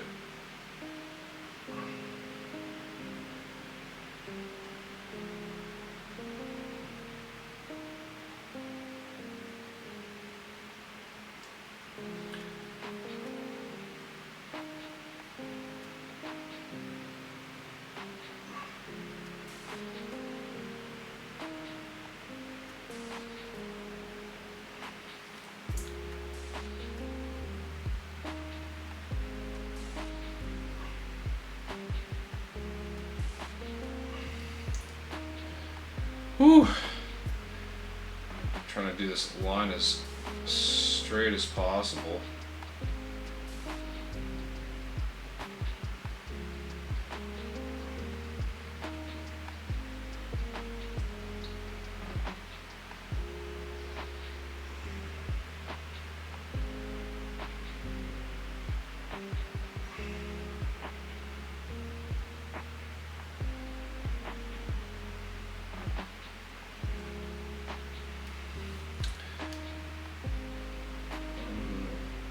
Pardon my head, folks, I'm just trying to make sure I don't fuck this up completely and ruin all my hard work. There, I think that dark line looks better than trying to go bright, so we're gonna leave it like that. It just kind of pumps up the contrast a little bit too. So I'm gonna go ahead and grab a little bit more white, and I'm gonna add it to that same white and arcane blue mix that I had. So this is even brighter. This is like just white tinted with arcane blue, essentially. So wiping off most of this excess, because I really don't want to flood this area.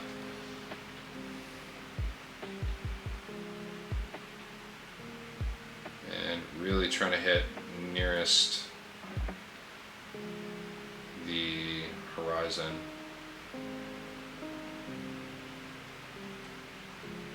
And I'm probably going to use this color to do some cloud indication.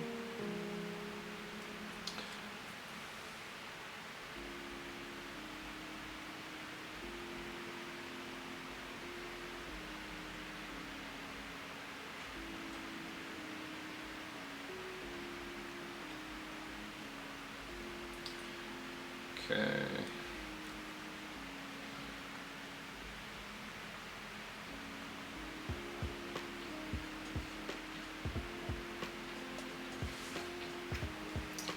rinse my brush off. Okay. So there's still work to do. Still refinement for sure on the canopy. Like tons of refinement to do on the sky in particular. Maybe a little bit on the ground. It's looking pretty good right now. I like the subtle variation in texture and tone. I definitely want to like add a stronger highlight edge on the bottom. Probably add like an off-white kind of gray, just to be like the extreme highlight for that for the terrain. And then yeah, there's more variation to do and refinement on the sky. I'm going to add some cloud indications, and then the glare up in the top right hand corner. That'll be real cool. But we are getting to the end of our stream window here, because I really only have until 10 to 10. So I'm going to pop this here. I'm going to grab my drink here and swing over to my other desk, hang out and chat for the last few minutes, and then we'll close out the stream. Bear with me, folks.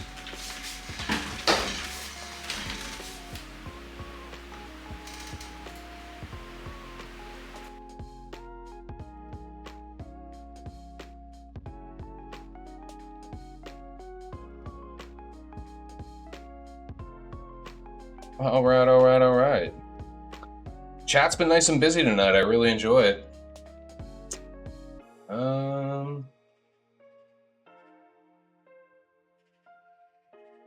TBL Hobbies, I already have a commission for the set, LOL, but there are just a lot of great mechs in the set, 100%. Yeah, the Hatamoto Chi and the Mauler are my top 5 as well.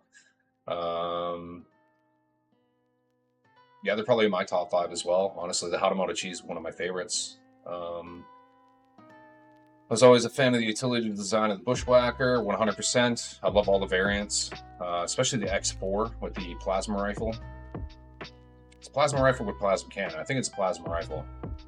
Glad the resculpt kept the working man's mech vibe of it, 100%. Looks very utilitarian. Usually paint Clan Novacat or Clan Smoke Jaguar for my clans. I'm a big Novacat guy. I love Clan Wolf too, but I have a lot of Novacats as well. The Bushwhacker is a great sculpt. It looks awkward but functional. Yeah, I like the asymmetrical design of it. When I find the time, I'm going to go do a 1st and 9th Ghost Regiment. The more complex paint scheme, the more interested I get. Buddy picked me up to the new Savage Wolf miniatures. Yeah, really nice miniatures. I have one of them in the resin prototype that I haven't gotten to yet. Big fan of the Ghost Regiment schemes. It's a great refresh from to the Savage Wolf, 100%. It doesn't look like the derpy Matt Damon version that Iron Wind Metals has. That one looks super derpy. Looking great. Did a Novacat for the Novacats, but still need to finish a star. The new models look great. Have Somerset Strikers EP scheduled soon. Nice. Lots of good stuff from the chat. A lot of people working on different things. It's good to see. I'm always interested to see what other people are working on. Sometimes it sparks new ideas for me. I always draw inspiration from cool paint jobs. And just especially unit schemes I haven't really seen before. So, well, this was a very fun stream. Got through a lot of stuff. Finally finished all the monorail cars. And I got a lot of work done on my Chameleon, which I've been slowly teasing out on social media over the last 2 weeks or so. So thank you very much, folks, for being with me tonight. It's been a good time. Really happy seeing the chat. Super busy. Yeah. Definitely pop by the stream next weekend. I will be at the normal scheduled time of Saturday at 7 p.m. going until 11 p.m. Today was just a bit of a curveball because I ended up having a go away thing for a buddy yesterday, so didn't want to miss that, definitely. But yeah, well, it's been a ball, folks, but we're going to close out the stream. My name is Zach. You've been watching Arclight's Happy Little Painting Session. This was All Aboard the Painting Express Part 3. We did it. We finished the monorail cars. I now have some nice greebles for my tabletop adventures. Very excited to get some varnish on those and get them on the tabletop for a escort game. Happy Saturday or happy Sunday evening, folks. Happy Labor Day weekend. Hope you all have a fantastic short week of work. Don't let the short week curse get you down. Have a terrific Tuesday, not a terrible one. Positive waves to all you folks. Have a good evening.